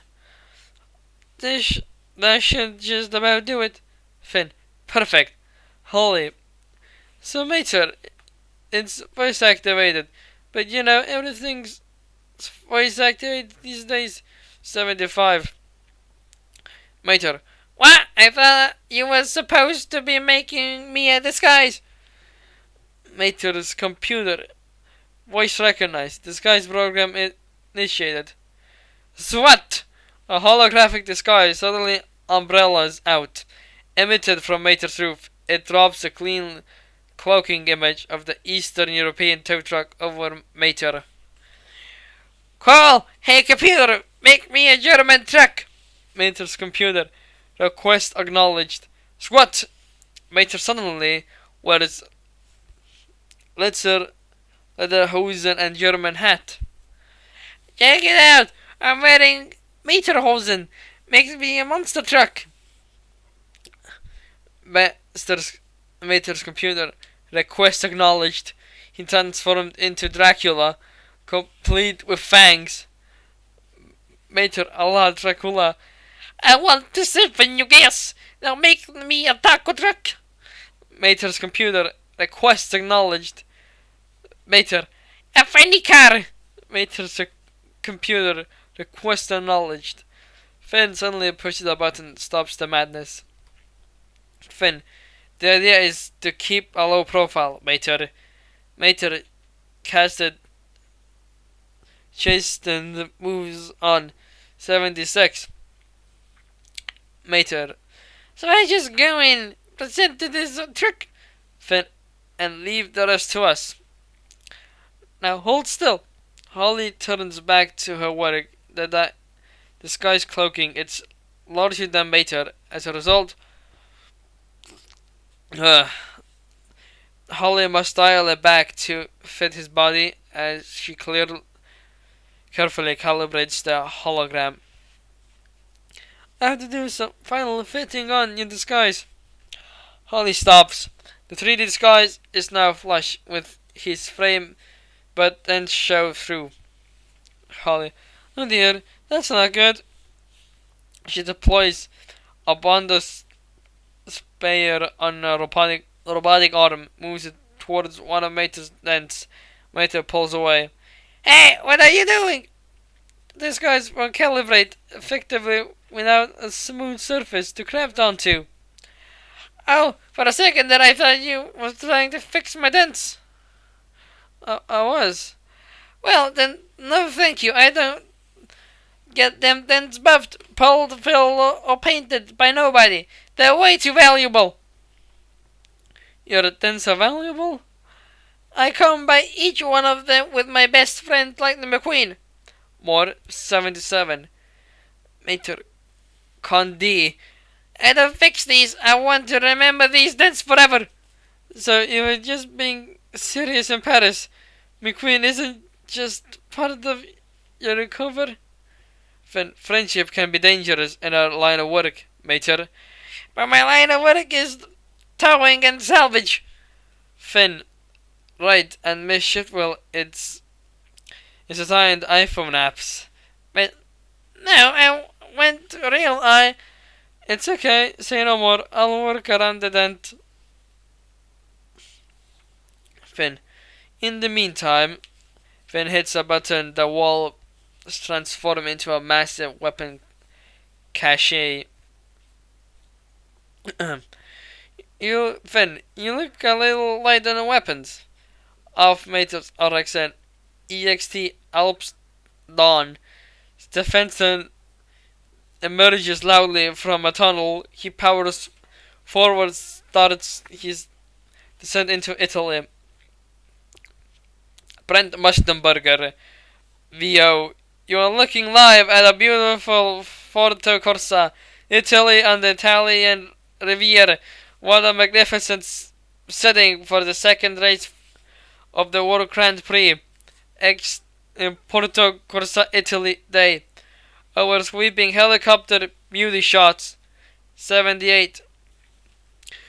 David Hopscott. Well, friend, they call this place the gem of the Riviera, and it's easy to see why. A local fishing boat chugs through an idling waterway beneath bridges that connect hillside villains. With succulent beaches and opulent casinos, Porto Corsa truly is a playground for the wealthy. A long line of rich-looking yachts in the harbor. And everybody who's anyone is here today. Rich sports cars drive past pricey shops.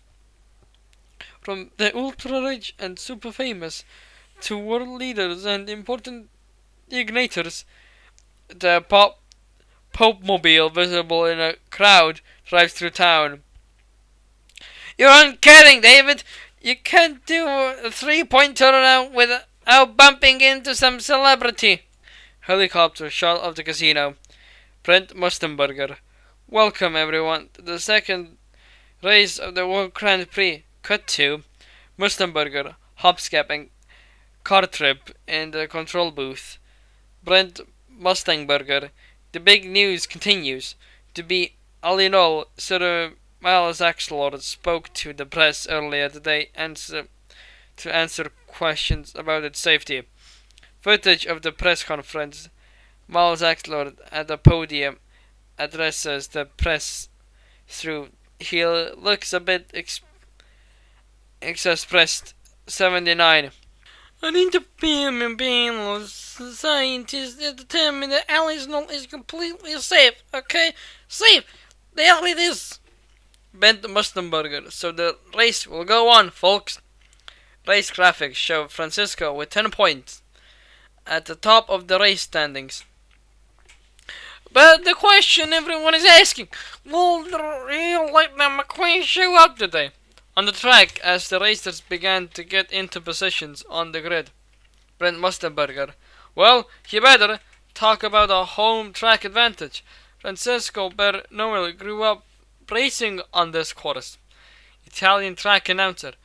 In the pole position number uno. The crowd is cheering already. knows who this is. Italian Francisco! The Italian crowd roars and chants for their hometown hero. The crowd, Bellissima, thank you for your support, to McQueen. And your big mistake, McQueen.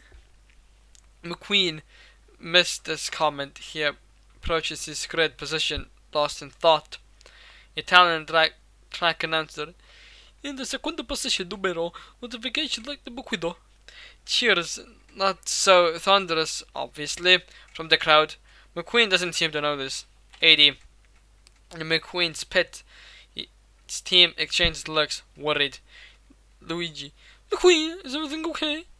Fillmore. If you're worried about your fuel, man, don't. It's perfectly safe. Back on the starting grid. No, guys, I just really wish Mater was here. Francesca. Francesca understands McQueen. Francesco parks next to him, grinning. Oh, great, here he comes. What you got, Francesca? For famous race cars like Francesco, and well, you, to be far away from home, it's not easy. I think you forgot the insulting part of that insult. It's no insult. When Francesco is away from home, he misses his mama, just like you miss your tow truck amigo. Gee, I maybe misjudge you because that's exactly how I... Of course, I am at home, and my mama is right there, here. Francisco refers to his mama, who sits in a special box in the crowd, cheering him on, blowing him kisses. Francisco yells, Mama! Don't worry, Mama! More. 81. McQueen is very sad. I will beat his crybaby bottom today. And there are the insults we were missing. Crazy. Ugh. The lights click from red to green. The racers take off. Exit. Porto Corsa. They. Shots of the racers making the first few turns through the city streets. We pan to the Casino di Porto Corsa. The Belgian art style architecture towards atop a hill overlooks the casino. Moments later, a group of thuggish Hugos, ugly Eastern European cars, wait impatiently at the front. A limousine-style car carrier rolls up the roundabout. An estimated elderly gremlin rolls past with a group of gremlin thugs who usher him into the casino. Gremlins, man, those are some ugly cars.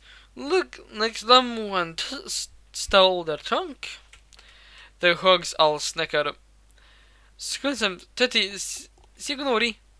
Holly arrives, sporting a decent Italian accent.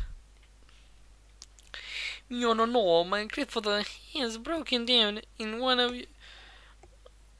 you would help. I would be so thankful. Ivan, an Eastern European tow truck, the only Holly and Finn prepare Mater to impersonate, drives forward. Ivan, the tow truck. Sounds like you need some roadside assistance. Another Hugo. She was talking to me, Ivan. Oh, really?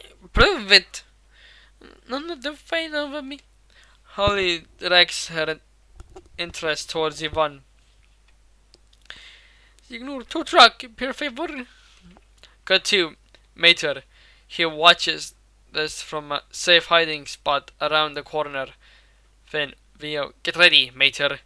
Cut to Finn at an outdoor cafe on the casino grounds. Finn, you're back on any moment now. Got back to Mater, now looking a bit nervous. He backs out of sight. I don't know about this, Finn. Whatever screw things up. Finn over radio. Impossible. Just apply the same level of dedication you've been using to play the idiot tow truck, and you'll be fine. It's just that them guys look pretty tough, and Wait, did you say idiot? Is that how you see me? Finn, I'm an idiot. That's everyone sees you.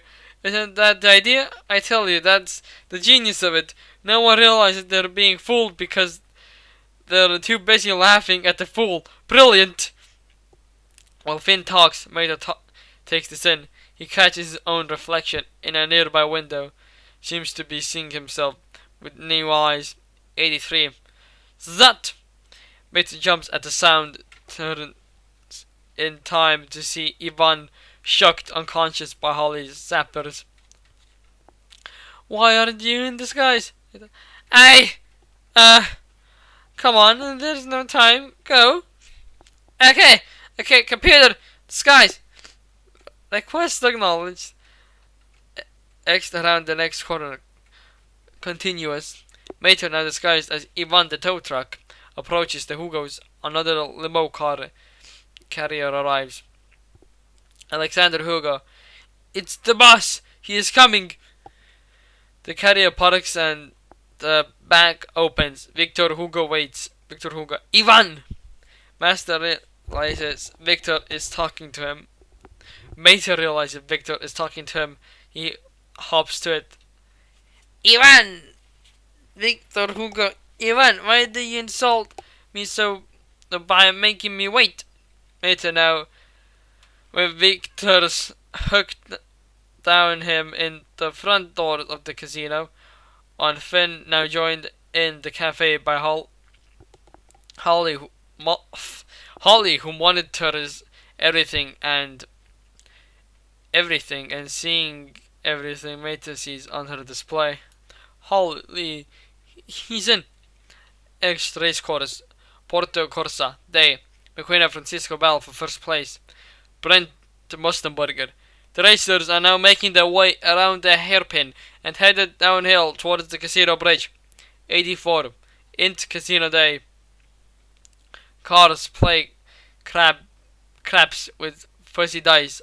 A slot machine with odometers, jackpot numbers, cigarette girls sell car items, cigarette girl cars, air freshener, Anthony balls, spark plugs. On Mater, he tows Victor.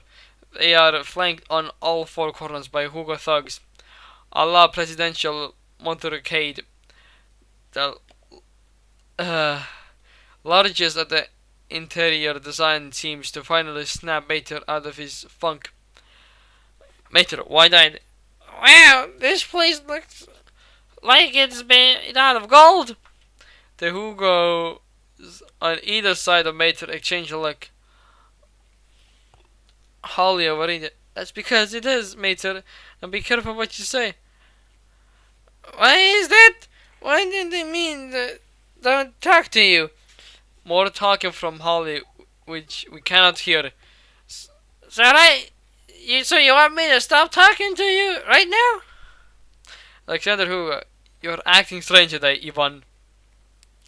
I have no idea what you're talking about. Mater's POV, a digital readout, isolates the Hugo and starts to scroll reams of information alongside. Alexander Hugo, aka Shop Alex. In a wide shot, we realize this display is invisible to all but Mater. Some of Alex's other allies include Alexander, who don't go, and Alexander, the not so great. 85. Hey, you got a lot of AK Alexander, but I guess that makes sense seeing how you wanted it in France, Germany, the Czech Republic. Cutting to his display. Mater, stop it. Alexander Hugo, unaware of Holly's interruption, whispers to Mater as they turn to a corner. Alexander Hugo, okay, keep your voice down. You're gonna make me arrested. The other Hugos, don't mess with Ivan today. He's in a bad mood. Exit Casino Day. Holly, hearing this, can't believe it. Finn, he's so good. in Casino Day. Mater tells Victor inside a private room, where inside are the world's worst cars, including Vladimir Trunkov, Tubes, Pacer, and J. Jubby Gremlin. Vladimir Trunkov. Victor!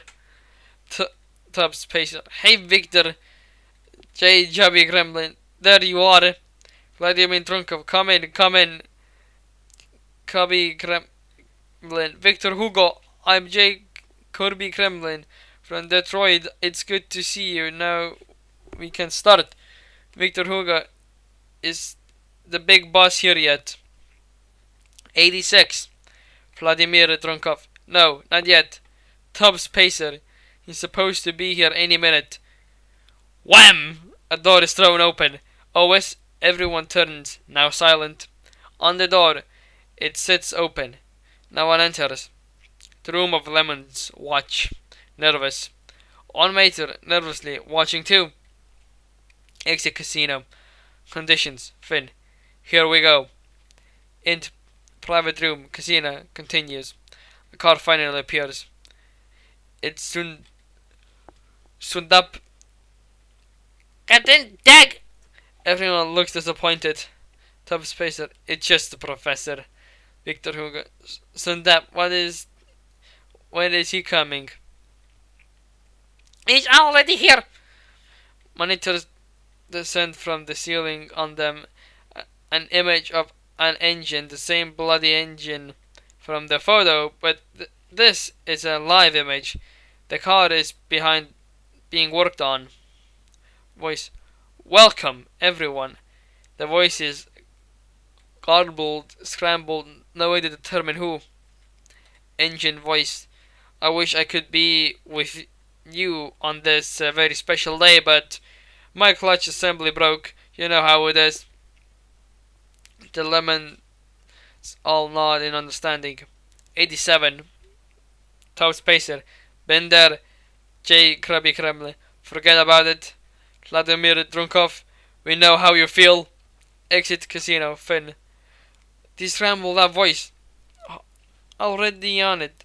I'm trying. It's too sophisticated. Int private room. Casino continues. Engine voice. We're here to celebrate. Today all you hard work pays off. The world turned their backs on cars like us. They stopped manufacturing us. They stopped making our parts. The only thing they have stopped doing is laughing at us. They've called us terrible names. On Victor Hugo. Engine voice. Jalopy Rustbucket. On Tubbs Pacer. Engine voice.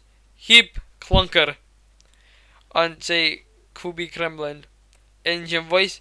Junker. Peter Breck. On Zadab. Engine voice. Little rattle trap. And final back on the monitor, the engine. 88. Engine voice.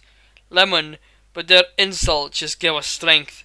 Because today, my friends, the monitor switched to live race footage. Engine voice. That all ends.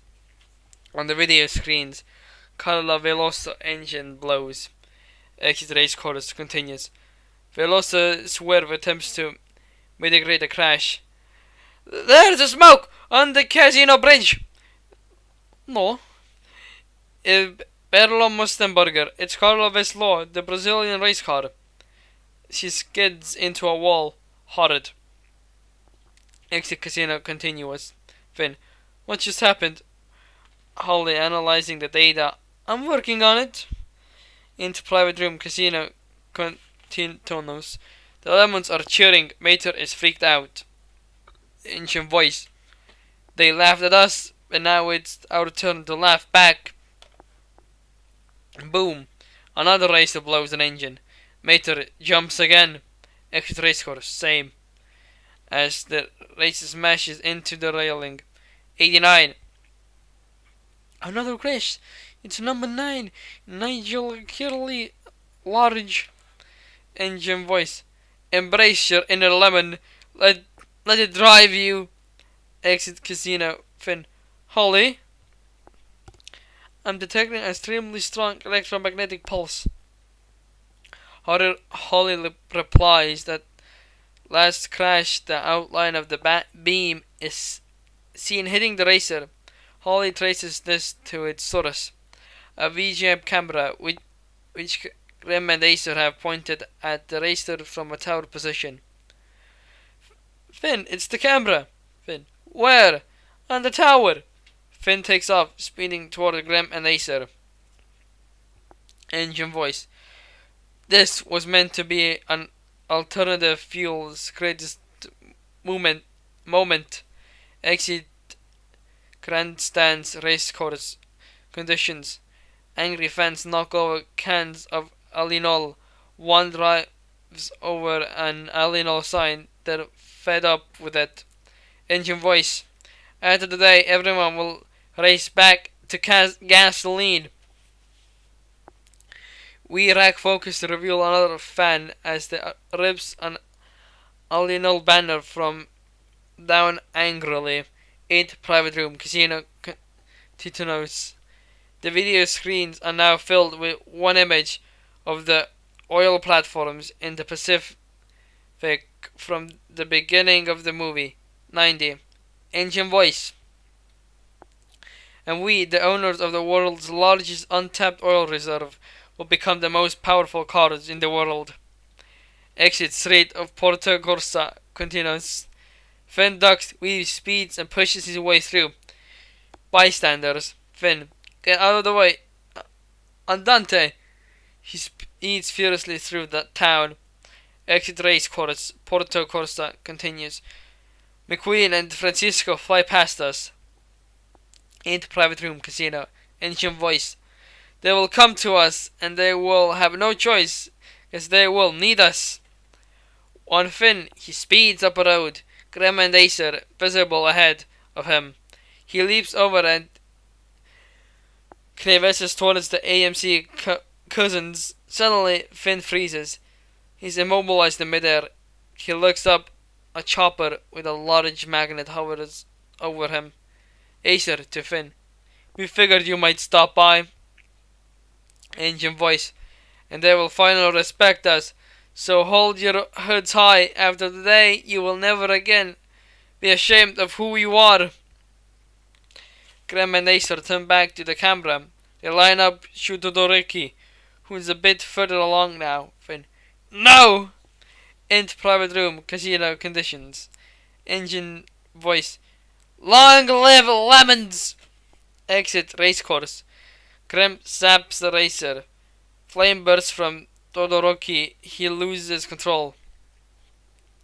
Brent Mustenberger. Number 7 is loose. Shu Todoroki. Shu takes down 3 more cars with him and others follow suit. It's a nightmare bloop.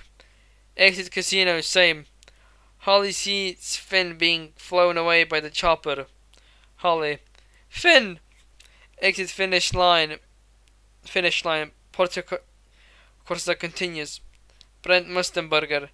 Bumper to bumper as they approach the finish line. McQueen noses out Francisco for a win, both oblivious to what just happened. Brent Mustenberger. McQueen's the winner. Francisco's second. And they have no idea what happened behind them. McQueen. Yeah! This is impossible. That's what I'm talking about. Ka-chow! Hey, where are all the other cars? What is going on? They see the pile up from an overhead monitor. Sirens blare as a medic chopper flies to the scene of the pile up. 92, McQueen realizes. Huh? Oh no! Cut 2. Miles Axlord. Later, he's near the casino. He's completely surrounded. 360 degrees. By press. He's rounded out by a blizzard of questions. Brent Mustenberger. So the Axlord. Is the final race in London still going to take place?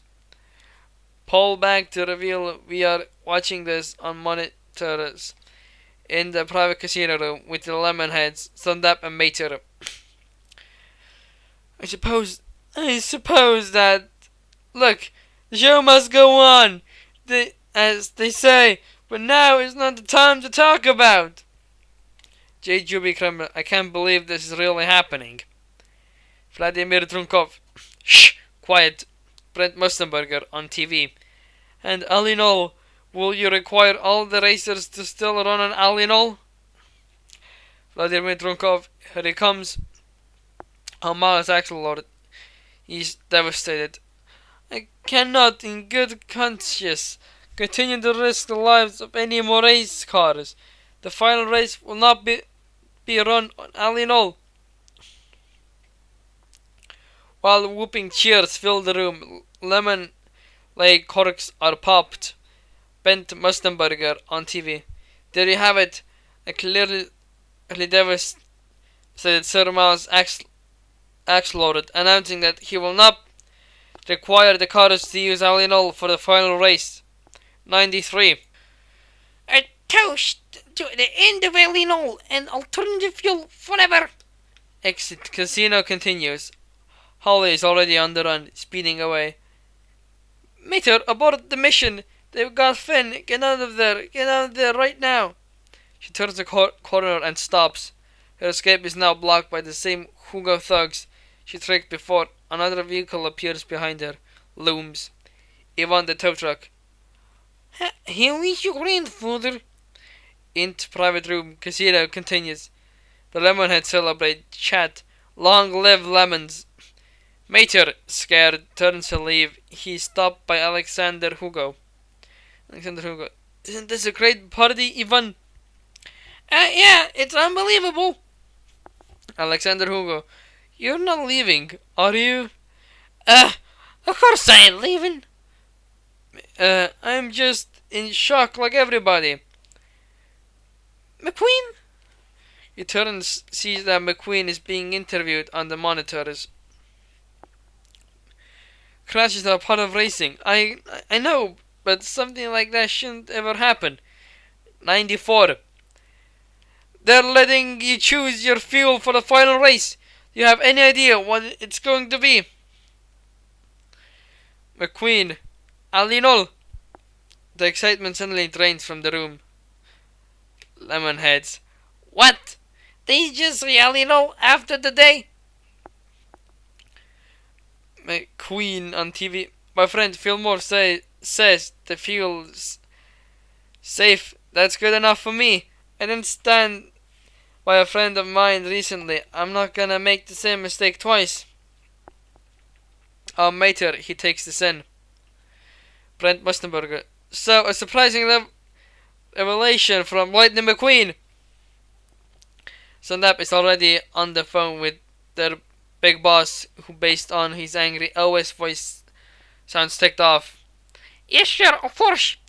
Sundap turns to the room. Alinol must be finished for good. McQueen cannot win the last race. The McQueen must be killed. Mater's eyes open wide. Now! Mater backs up, knocking his emergency light against one of the monitors. That! His holographic disguise flickers away, then quickly scrolls through all of his previous disguises, finally revealing rusty old Mater. It's the American spy! The thugs draw terrifying weapons. They'll come! Gatling gun request acknowledged. Whirr! Guns roll out of Mater's on each side. Shit! I didn't mean... Mater's computer. Request acknowledged. Mater sprays bullets into the crowd. Vladimir Drunkov. Get down! Mater. Wow! The lemons and lemonheads hit the deck and return fire. Mater is thrown backwards by the force of the guns. Back through some double doors and onto a balcony. Wait, what? I didn't mean that kind of shoot. Mater's computer. Correction acknowledged. Deploying shoot. Whoom! A parachute bursts out of the back of Mater. He catches air and is yanked into the sky. The lemonheads watch him float away, amazed. On Mater, out of the firing pan, but still toasty, he looks around and notices Lightning McQueen, far away, leaving the press podium. McQueen! Mater looks down at the harbor over which he flies. He spots a motorboat. Mater whips his hook down, steals right behind the boat towards McQueen. 96. Italian motorboat. Aspetti! The motorboat isn't happy about this, tries to shake him. Mater is thrown into a hotel sign, then smashes down through a Francisco souvenir stand. As he crashes onto the ground hard, we smash cut to executed checkpoint. Winner's circle. A barricade separating the press from the public. Italian security trucks stand guarded. Let me through! Let me through! Mater barrels around the corner. He's now covered in Francisco memorabilia and palm leaves that were hot and dangles off him like the world's biggest bling. He looks insane. Mater to security. You gotta let me in. I gotta get to what McQueen. Security is one another. This is serious. Italian security one. You can't come through here. Wake up, signor. Italian security 2. Into a walkie-talkie. We have a lunatic at gate Nova. Now, listen, I was disguised as a tow truck to infiltrate this Lemonhead meeting, and my weapon system misinterpreted what I was saying. Italian security. I repeat, lunatic at gate Novi. Mater spots McQueen far off in the distance. McQueen! McQueen! Just off the press stage, McQueen is led towards the exit. Press liaison. Right this way, signor. 97. Mater, OS distant. McQueen! Mater? McQueen looks up but can only see a sea of vehicles. Flash bulbs, camera, TV trucks with those tall satellite antennas things that spindle towards the sky. Back at the security barricade. Mater, like a nimble running back, dances around to avoid capture by security. McQueen! Italian security number 1. Back up, sir. Stop moving. Stop. Mater head fakes them and pushes through into the crowd. Italian security 1. Oi! Stop firmly! In the crowd, Mater shoves his way through. He's still far in the back. McQueen! On McQueen. That really sounds like Mater. Mater! Press liaison to McQueen. Signore! On Mater, getting closer. McQueen! They're gonna kill you! On McQueen. He's positive that that was his friend, but where is he? Mater! McQueen spots tow hook moving through the crowd towards him. Jaws like 98. McQueen. Excuse me! McQueen disappears into the press crowd. Press liaison. No, where are you going? Please, Mr. McQueen. McQueen pushes through the press. Squeezy, Mater! Squeezy! McQueen tracks the tow hook, gets closer. He pushes through the last few vehicles. Mater, I'm so glad to see you. I'm so sorry. It's not Mater, it's Ivan, the Hugo Thug tow truck. Ivan, the tow truck. The McQueen. I am a huge fan. McQueen confused. Oh, I'm sorry. I thought I heard Ivan, the tow truck. Yes, but that was me. I said you killed out there today. You're the best. What? Oh, I mean, thanks. Press liaison. Right this way, signor. Now, the Prix liaison and his assistant are pushing McQueen back into the other direction. McQueen, as he pulled away. I really thought I heard my friend. As he pulled away, press and onlookers start to come between him and Ivan, who hasn't moved. 99. Ivan, the tow truck. To McQueen. In England, you'll be finished at the finish line. Ivan is now obscured again. McQueen. Wait, what? The Italian press being to swarm. Presley answers, please, the world press is waiting. You come with me, please. McQueen is pulled back. Exit street, Porto Corsa. Moments later, Jason Mater, now bound and with his mouth taped, is pulled away and thrown into the back of a transport vehicle. He lands hard on his side, spits out his tape. Let me go! Professor Sundap, you actually care about that race car? A pity you didn't warn him in time. As the doors close on Mater, psst, a thick, noxious gas starts to fill the truck.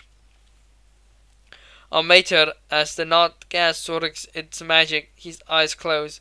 Cut to black screen. Mater, you idiot! Is that how you see me? Finn, that's how everyone sees you. I tell you, that's the genius of it. Fade in on Mater back at the casino, eyeing his reflection in the glass window in the same moment from before, except now we are watching it from a detached floating perspective. 100. Finn over radio. No one realizes they're being fooled because they're too busy laughing at the fool. In the Kabuki theater in Japan again, from before, Mater makes a spectacle of himself, whooping and hollering in the stand with the face paint on. Domo arigato! McQueen, Fillmore, Guido, Luigi, Sarge, and patrons eye Mater, embarrassed and angry. In the Japanese museum, the moment of Mater banging on the Zen rock garden glass, except that's now we see all sorts of disappointed eyebrow raising reactions. You're done good. You got all the leaves. Jeff Corvette, check out that tow truck. Lewis Hamilton, I wonder who that guy's with. McQueen, humiliated, will you guys excuse me just for one little second? We now reveal that this floating third-person perspective is Mater. He's inside his past, watching it from others' points of view. He doesn't like what he sees. On Mater, now at the sushi bar. Now that's a scoop of ice cream. Mater swallows the wasabi with one big bite. He screams. The sushi bar patrons glance with reverence at his wail. On the fountain, as Mater peels into full view of everyone else at the party, as Mater laps up water from a fountain. McQueen, embarrassed. Mater! 101. All the racers with Francisco front and center. Fafa at Mater. Oh, McQueen, now scolding Mater moments later. I never leak oil. Never. Mater, you have to get a hold of yourself. You're making a scene. In McQueen's pit garage after the Japanese race. Wait a minute. I didn't screw you up, did I? I lost the race because of you. Maybe I've talked to somebody, or I don't need your help. I don't want your help. Now back at the party, a moment we didn't see before, but which presumably happened. Mater is banging a ceremonial gong to the horror of the Japanese guests. Bang! Bang a gong, get it on! Gong! On the party goes, race cars, party staff, they're all laughing at Mater as McQueen final words blend in, making a dissatisfied Covey. Listen, this isn't Radiator Springs. This is exactly why I don't bring you along to these things. Off the gong at the party. Int Big Bentley Day. The gong of a clock glows on a Mater as he opens his eyes. 102. All around him, all he sees are giant pieces of mechanized clockwork.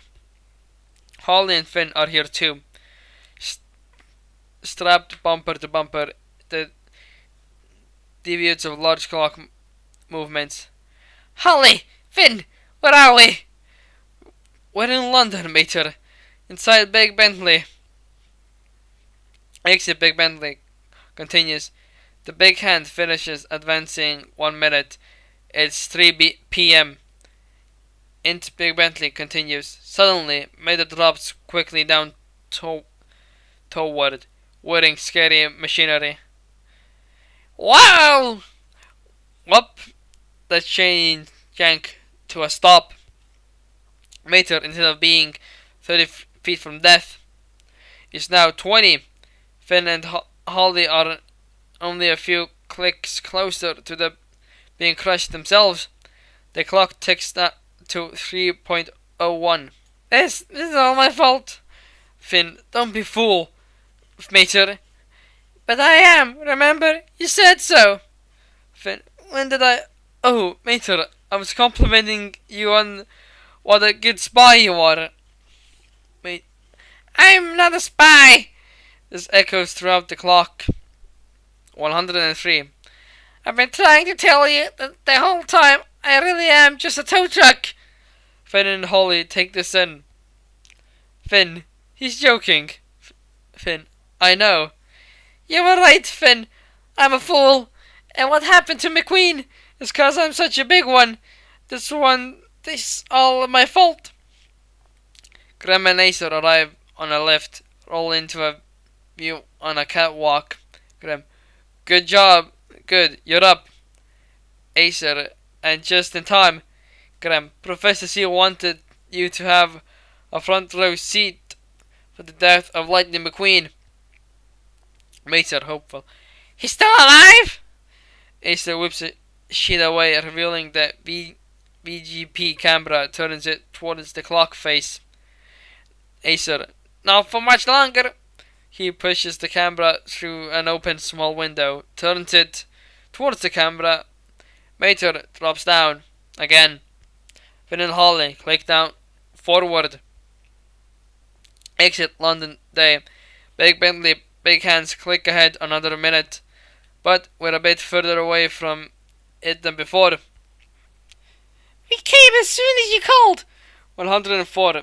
Int McQueen's Pit, London. Sally, flanked by Red, Flo, and Ramon are in front of McQueen and the rest of the team. I called to talk to Mater. It never occurred to me that he would be there. Ramon, Sheriff is talking to Scotland Yard right now. Flo, Sturridge is in touch with his friends in the British military. You just need to focus on the race.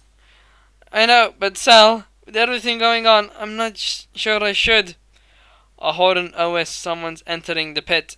Everyone's part revealing Miles Axelord. Sir Axelord, I'm sorry to interrupt. No, it's alright. I just wanted to come down here and personally thank you, because after Italy, I was finished. And then you gave me one last shot. Listen, and I probably shouldn't be saying this at all, but I hope you win the day. Show the world that they've been wrong about Ali and all. McQueen takes this in. He looks at Sally. 105. Major will want you to race. Alright. For Mater. Exit the starting grid. Moments later. Tire sequel.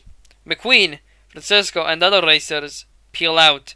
We pan up to reveal the Lemonheads watching from a VIP box. X race course. London Day. McQueen leads Francisco as they approach Big Bentley. Into Big Bentley. London continuous. Grim. Here he comes. Grim turns up, juice to the highest, death including level. Holly and Finn watch helpless. Mater closes his eyes. Graham saps McQueen. Exit racecourse, London. McQueen speeds past Big Bentley, unharmed, obviously, to what was supposed to have just happened. Into Big Bentley, London. Stand-up suddenly squawks over the radio. What happened? Graham, I don't know, Professor. Acer, what did you do? Graham to Acer, I didn't do nothing. Shh, I'm talking to the Professor. They're all talking at once. For a moment, we cannot understand what is being said. 106. Acer, you broke it. Graham, quiet. Into radio. I understand, sir. Yes. Graham, hang up. Acer, what he say? Graham, we got the backup plan. Backup plan? Graham, we snuck a bomb into McQueen's pit. Acer, the next time he makes a stop, instead of saying ka-chow, he's gonna go kaboom. They laugh. Vader shudders upset. Graham, don't feel bad, though, Truck. You couldn't have saved him. Acer, oh wait, you could have. Graham and Acer laugh as they board the elevator. Dang them lemons! Mater's computer. Request acknowledged. Suddenly, Mater's Gatling guns rotate out again. A surprise to Mater, but they spin in place. Empty. Graham and Acer just laugh more. What, you think they take your bullets? Mater notices something. 107. Close on what Mater sees.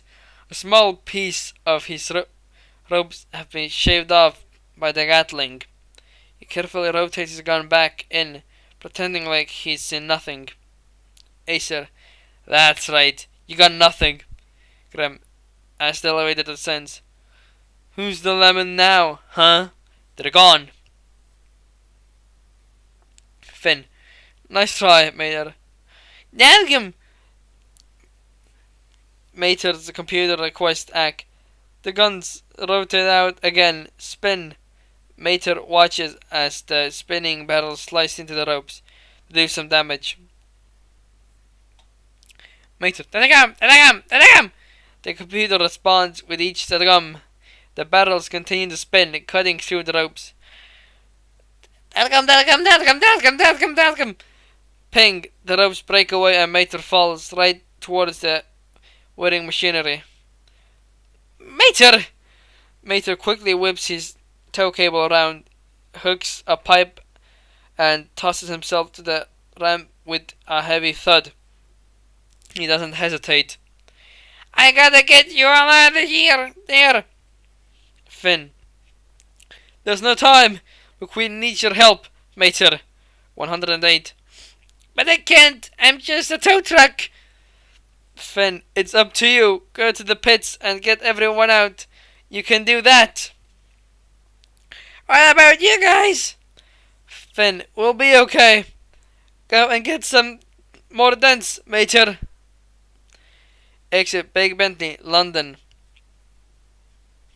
Mater speeds out of the front door, a bat out of hell. Int Big Bentley, London, same. Are Finn and Holly now closer to death? So, we'll be okay, really? Finn, he wouldn't have left if I told him the truth. Read his death trap. Being killed by a clock gives a whole new meaning to your time has come. At this mention, Holly seems to perk up, gets an idea. Time! That's it! She spies a gearbox below them, at least 20 feet down. Holly fires electroshockers, but they miss their target. She recalls them back. Finn, what are you doing?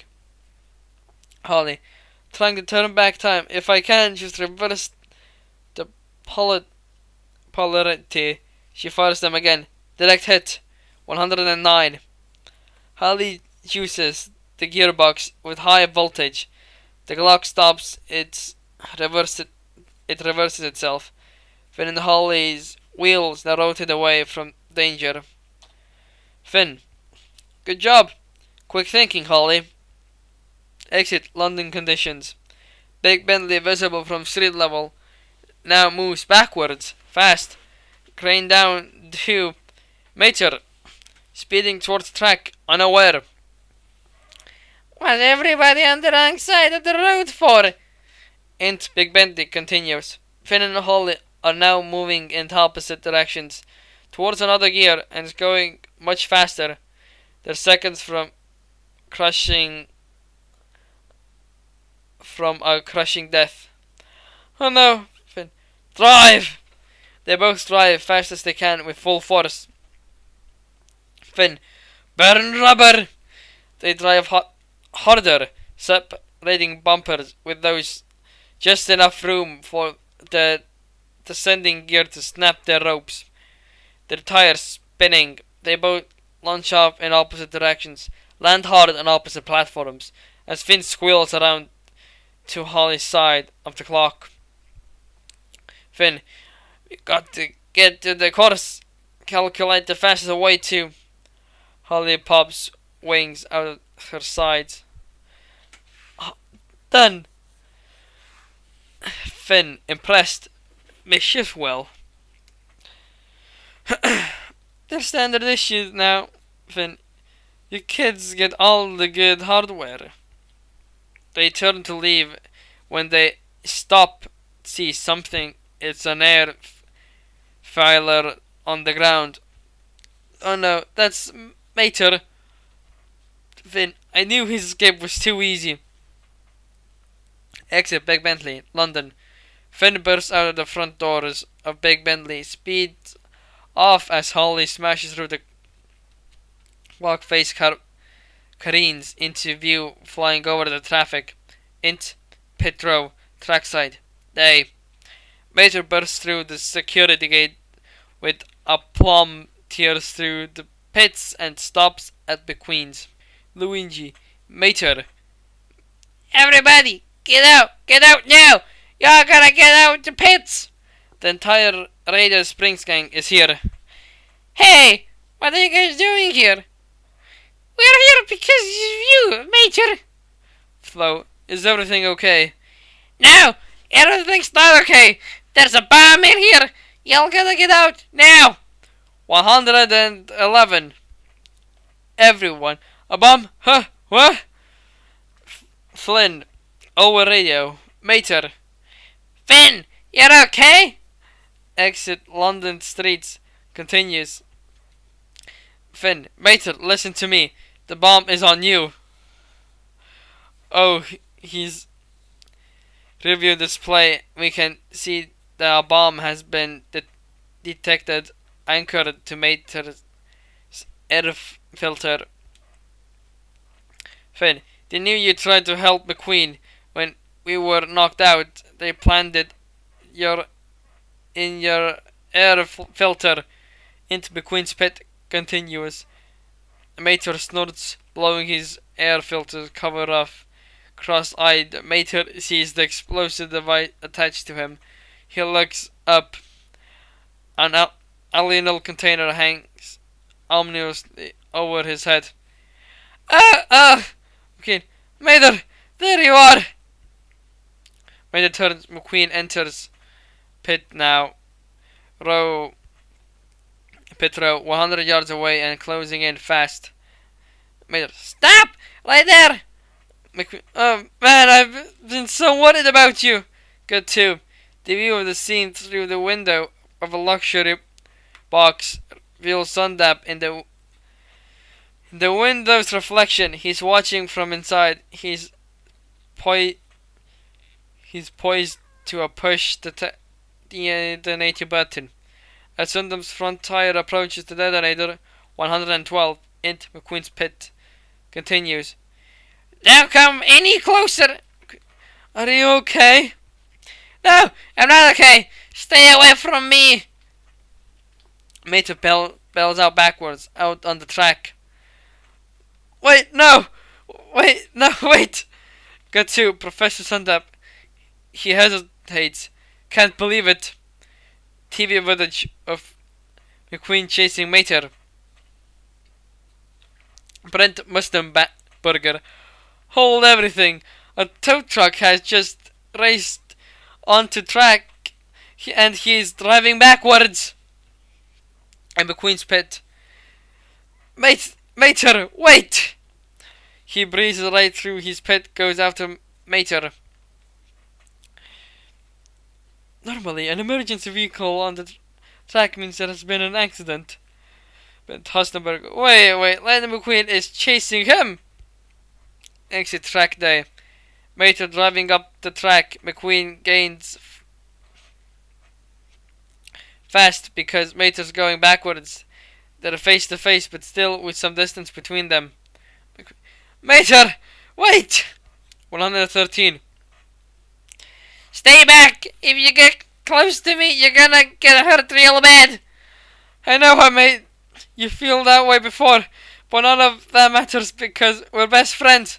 Cut to TV footage of McQueen chasing Mater. Brent Westenberger. And McQueen seems to be having a conversation with a tow truck. I don't know who the tow truck is, Brent, but I'll tell you that he's got to be the world's best backwards driver. Reveal Sundap is watching this footage from his luxury box. The closer McQueen gets to Mater, the farther his tire rolls onto the detonator, but he holds back ever so slightly so as not to jump the gun. On the track, McQueen gains on Mater. McQueen, don't get it, I'm the bomb! Yes, Mater, you are the bomb. That's what I'm trying to say here. You've always been the bomb, and you'll always be the bomb. Stay away! No, never! On Sundap, he watches as McQueen speeds up. Professor Sundap. Almost there. And McQueen, he's had enough screwing around. Here he comes. I'm not letting you. 114. He's going to catch him now. Get away again! McQueen jumps forward in an attempt to grab Mater's hook. Mater to himself. Gotta keep away from McQueen. McQueen hooks Mater with his bumper just as Mater's computer. Request acknowledged. Turbine rockets slide out of Mater. Okay. Oh my gosh! Boom! Mater jolts forward with a rocket blast and disappears, taking McQueen with him. On the nap, he now freely rushes the detonator, but it says out of range. Zadap can't believe it. He flips out. Farther up the track, Francesco speeds along. Shop, Mater and McQueen zing past him with a red blur. What's happening? It's a bad dream. Now, even farther up the track, Mater takes a turn, smashes through a fence and skids around the corner out of sight. A white, smoky jet trail is all that remains. In McQueen's pit, all of Radiator Springs watches the television monitors, dumbfounded. Brent Mustenberger and Lightning McQueen just blasted away, hooked to the now rocket-propelled tow truck. Cut to extra streets of London Day. Overhead POV. Mater and McQueen swerve through the streets. 115. Int luxury box continues. Sundap is still furiously hitting the button as Holly drops into view just beyond the glass. Freaked, Sundap does a 180 and smashes out a plate glass window. Lands on a ridiculously large balloon, thudded to the ground and speeds off. Int adjacent luxury box continues. The Lemonheads watch, baffled as Sundap drives away. J. Grubby Gremlin. The professor's on the run. Tubby Pacer. Someone's gonna get McQueen. Vladimir Drunkov. Get McQueen. Graham and Acer are already out the door. Exit side street. Same. Finn speeds into view in time to see Sundap turn a corner out of sight. Finn.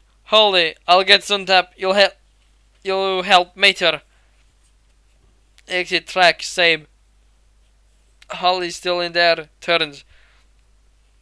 Got it. Further up the track, Holly thunders past Francesco and out of sight.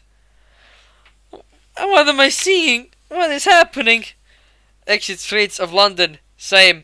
Finn screams around the corner, sees Professor Sundap speeding towards docks along the Thames where a combat ship waits. 116. Combat ship. Hurry, Professor! Onto tap with Finn gaining fast, he accelerates suddenly. Whap! He's been tethered by Finn with tensile cables now attached to his rear, and Sundap screams like a little girl. Finn. Do you really think I'm going to let you float away, Professor? Finn reels him in. Sundap spins his wheels, caught. Suddenly, Sundap miraculously, inconceivably gains traction. Now it's Finn's wheels that are spinning. On the combat ship, the electromagnet has been turned outward and switched on. He's pulling Sundap and Finn in with the magnetic force. He pulls out a laser, targets it at Finn's windshield. Cut to exit London streets. Same. Mater, still towing McQueen, rockets around the corner, zips down another street. McQueen, let go! Never! They pass a gremlin with a headset. On Grem and Acer, down another side street, they get this message: take off in the opposite direction. Get back to exit docks near the Thames. Continuous. Finn tries squealing loose more and more ground to the boat. Sundap, the rope in this tug of war buckles under the tension. Professor Sundap, give it up, McMissile! Finn releases a mess of bullets, grenades and other weaponry into the air. 117. The magnets suck it in quickly, like a black hole. Thunk! It all sticks to the magnet right next to Finn's bullets. There are bombs, grenades, rockets, and one little detonator with a flashing, beeping light off the boat's direction. Got to another part of London at street level. Kaboom! A distant explosion, miles away. Festoons into the air, visible over the rooftops. Holly suddenly winks into view. She sees Mater and McQueen speeding up the street. Mater, stop! No way! You'll get hurt! Then she looks over, catches a glimpse of Grem and Acer bearing down on them from a side street. They're going to broadside Mater and McQueen. Oh no! On Mater and McQueen, they're not aware of the impending impact. Holly drops from the sky, hits the pavement, skids into the path of the AMCs and deflects them. They flip over Holly, Finn and McQueen and Stale into a pub, where they skid across the room and slam into the bar, knocking a row of beer mugs on the ground. In the pub, moments later, Grem and Acer are pulverized by the bar patrons. Exit London Street. Moments later, Holly, McQueen, and Mater are now stopped. Mater, you got to get that bomb off you. 118. She's already scanning the bomb, working away. McQueen, bomb? Yeah, they strapped it to me to kill you as a backup plan. Backup plan? Mater, who put a bomb on you? Professor Sundap suddenly rolls to a stop next to a now totally freaked McQueen, entangled in grappling hooks, care of Finn, who has him leashed. Professor Sundap to McQueen, You Wait, did my death ray kill you? Death ray? Turn off the bomb, Sundap. Are you also dense? It's voice activated. Everything's voice activated these days. Deactivate! Deactivate! Bomb's computer voice. Voice denied. The bomb suddenly transforms into a time bomb, now complete with a countdown mechanism from 4.59, 4.58, made the gasps. Professor summed up. Oops, did I forget to mention that it can only be disarmed by the one who activated it? Holly immediately shoves a gun in Sundap's grill. Say it! Professor Sundap. Deactivate! Bomb's computer voice. Denied. The bomb timer, it loses a full minute, goes from 4:48 to 3:48 to 3:47. Many gasps. Professor Sundap, grinning. I am not the one who activated it. Would anyone else like to try? Zat! Holly shocked him unconscious. Finn to Holly. You read my mind. He was getting on my nerves. What do we do? Victor Hugo. It's very simple. Victor Hugo blocks the entrance to a side street. He's surrounded by Hugo relatives. Victor Hugo. You blow up! The 4 streets surrounding them are now blocked by each of the Lemonheads and their families. McQueen to Mater. I'm gonna go on a limb here. These are the guys that want me dead, correct? Vladimir Drunkov. It's nothing personal. Mater to the Lemonheads. Fellers, listen! More. 120. Mater. Con D. I know what you're going through. Everybody's been laughing at me my whole life too. McQueen turns to Mater. He wasn't expecting that. The Lemons all eye each other, considering Mater's words. But becoming powerful and rich beyond your wildest dreams ain't gonna make you feel better. Jay Curry yeah, but it's worth a shot. Boom. He's broadsided by a blast of water from OS. It's red. He's sitting outside an underground entrance, followed by Sally and the rest of the Radiator Spring gang. All-out war ensures between the Lemons, Radiator Springs, along with Finn and Holly. Finn attacks his 4-way cable hooks to the thugs and springs high in the air, crushing the 4 of them together. Holly sprouts her wings and knocks out 2 cars on her side. Various shouts of Radiator Springs kicking butt. Guido pulls some lemon tires off with his air gun. In seconds, he has a stack of lug nuts next to him. Guido, pit stop! The 2 Pacers' tires all fall off. Flo hits Vladimir Trunkov with her high beams, blinding him. Sheriff boots him. Sheriff, not today, boys. Guido pushes away his tired thug, yelling at him in Italian. Mater karate chops lemons, 3 and 4 at a time. Ramon sprays paint and lemons windshields. 121. Tubbs Pacer. Retreat. Few lemons turn back the way they came, blocking their path a little of British military vehicles, clad in digital camo, led by Sarge. Thanks for the help, Corporal! British Corporal. Anything for one of Pop's mates.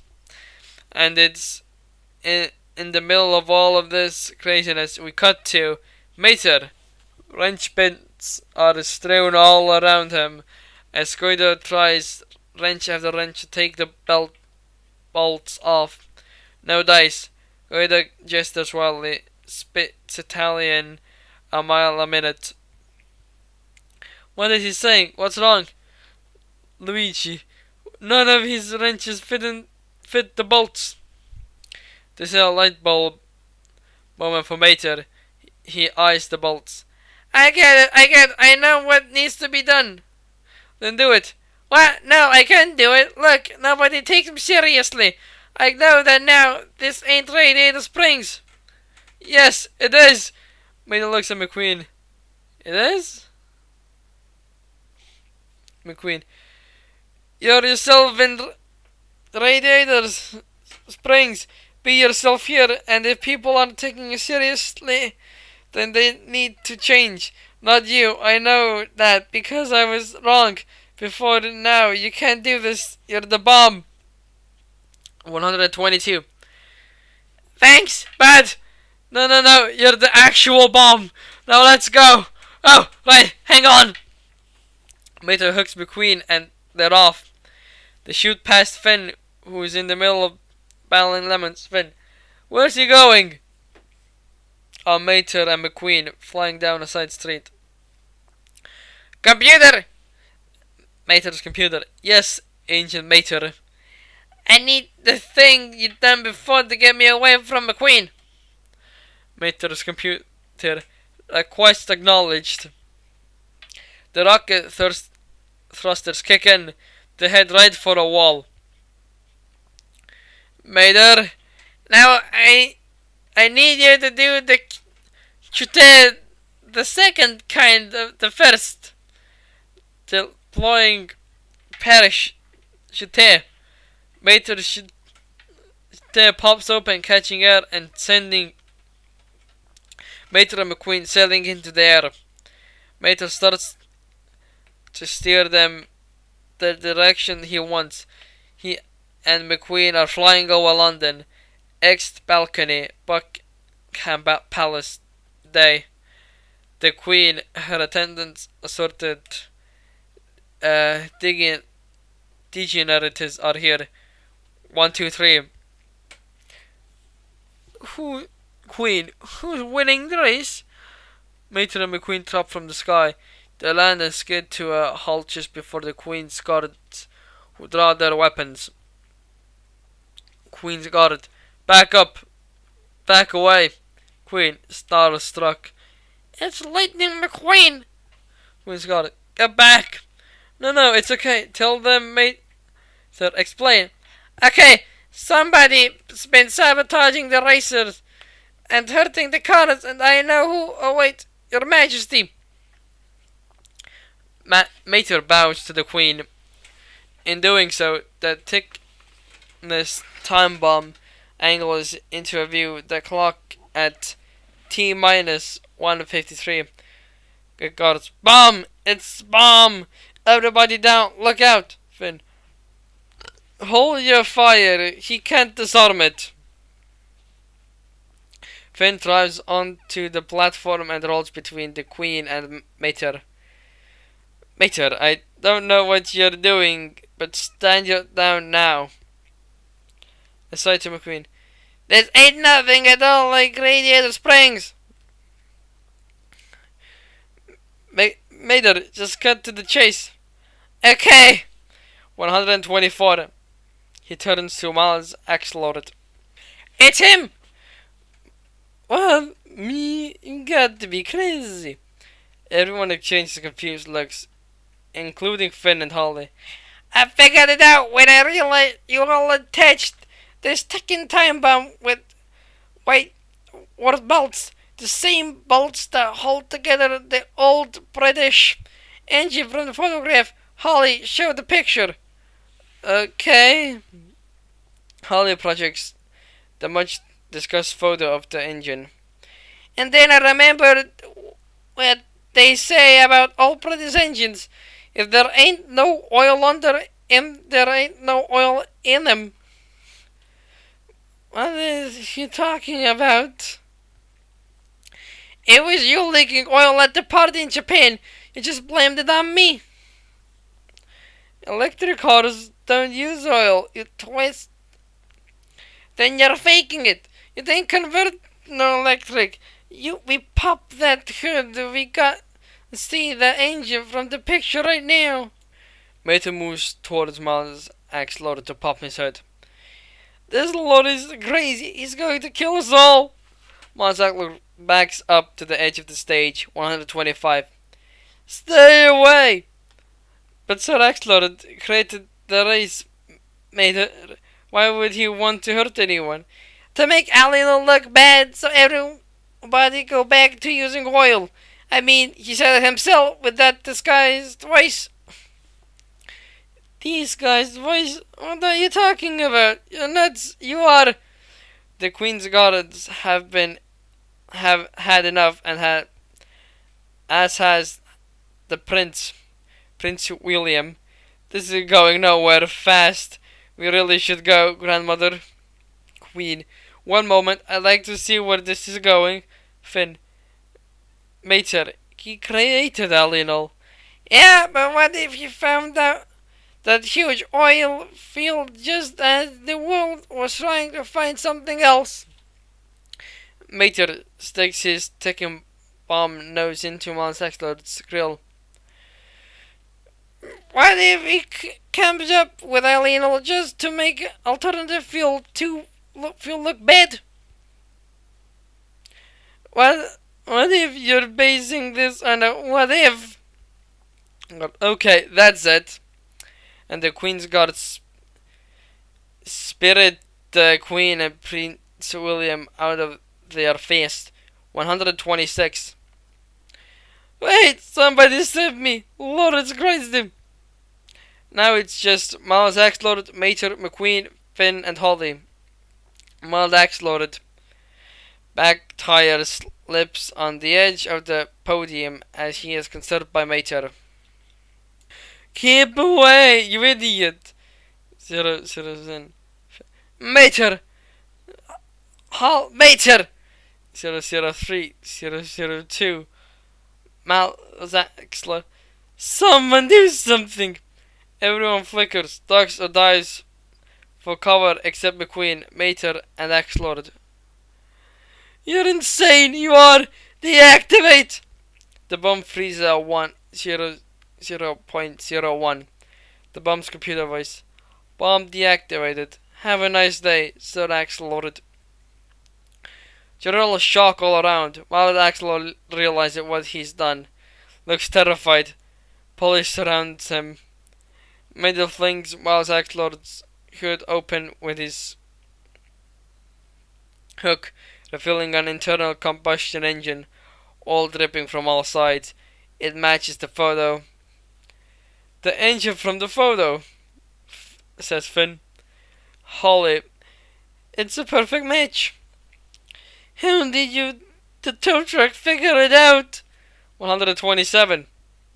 McQueen to Mater. It's official. You're coming to all my races from now on. Now you're talking. Tire bump. Exit Buckingham Palace Day. A massive crowd packs the adjacent streets and parks. In Buckingham Palace Day, Mater does the requisite silly faces in an attempt to break the composure of a Buckingham Palace guard. It isn't working. McQueen approaches. Mater, let's go. You're on. Into Queen Chamber. Buckingham Palace Day. The Queen sits in attention at the front of the main ballroom as Mater and McQueen approach. Long Steward. Your Majesty, may I present for the investigation of Knighthood of the British realm, Tow Mater of Radiator Springs. Go get him, buddy. McQueen joins his friends from Radiator Springs. Mater rolls forward. He bows as if he's practiced it all day. I hereby dub thee Sir Tow Mater. Applause from all around. Mater looks up. Sir, shoot you, can you just call me Mater? Your Majesty, I don't wanna hear none of you the sir business. By the way, they all met each Queen. McQueen, McMissile. More 128. Mater content. McMissile, McQueen, Queen, McMissile. He continues introducing everyone as we cut to X Radiator Springs Day. The down signs now reads "Welcome to Radiator Springs, home of Lightning McQueen and Sir Tow Mater. Exit flows day. Cars surround Mater and McQueen. The rest of the Radiator Spring gang is here too. Watches, Van and Minnie are from and center. So there I was, rocket jets going full blast, McQueen hanging on for dear life when suddenly them two guns round when we was gunners. But then out of nowhere this beautiful spy car swoops in from the sky to save us. Minnie, that's a very interesting story, young man. Van, oh Minnie, please, come on. None of this happened, rocket jets, flying spy cars. No, you're quite right. It does sound a bit far-fetched. The crowd turns, sees Holly's wings out, swooping in. Finn is right below her, driving up the street. Holly! Finn! Hello, Mater. It's so nice to see you again. What are you doing here? 129. Finn, a cell I picked up an urgent communicate. Luigi. So you got my email? Ah man, is gonna have a great time. Everybody, this year's Finn McMissile. He's a secret agent. Whispers. Don't tell it, nobody. And this is Holly Shipwell. I'm Mater's girlfriend. It's so nice to meet you all. Everybody is shocked, including Mater. Guido's jaw drops. Luigi to Mater. Guido believe you now. Flo to Holly. Whoa, honey, you got a nasty dent there. Indeed, Holly still wears the dent from when she saved Mater from Grim and Acer. Van, already crushing on her. Was that from when you swooped in and saved them in London? Van, what? I'm just asking. Flo to Holly. Don't worry, sweet Pia. My baby Ramon can get that fixed up for you in no time. Ramon. Yeah, sure thing. No problemo. Just let me go get my tools. 130. Oh no, I'm keeping that dent. It's way too valuable. Mater takes this in. Lizzie. A valuable dent. She's as crazy as Mater. Mac. Those two are a perfect match for each other.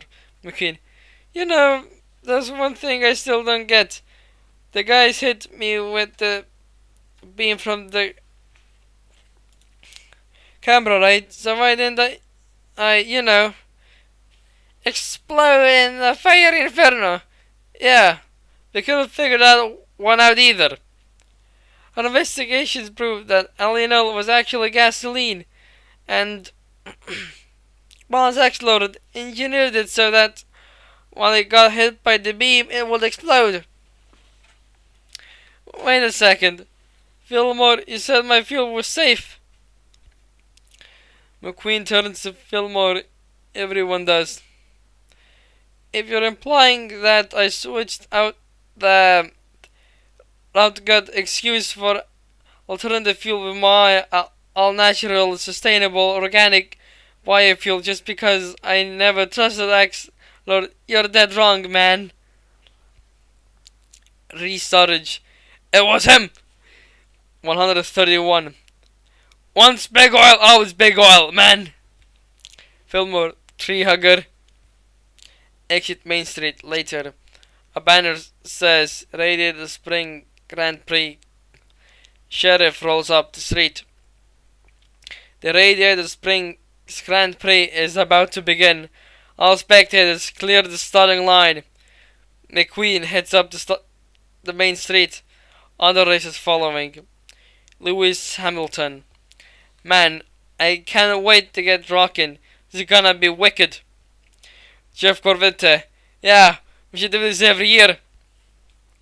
I just figured we never found out who's the world's fastest car is. Plus, no press, no trophy, just racing. The way I like it. Francisco likes it like this too. McQueen sees Sally. He and Francisco approach her.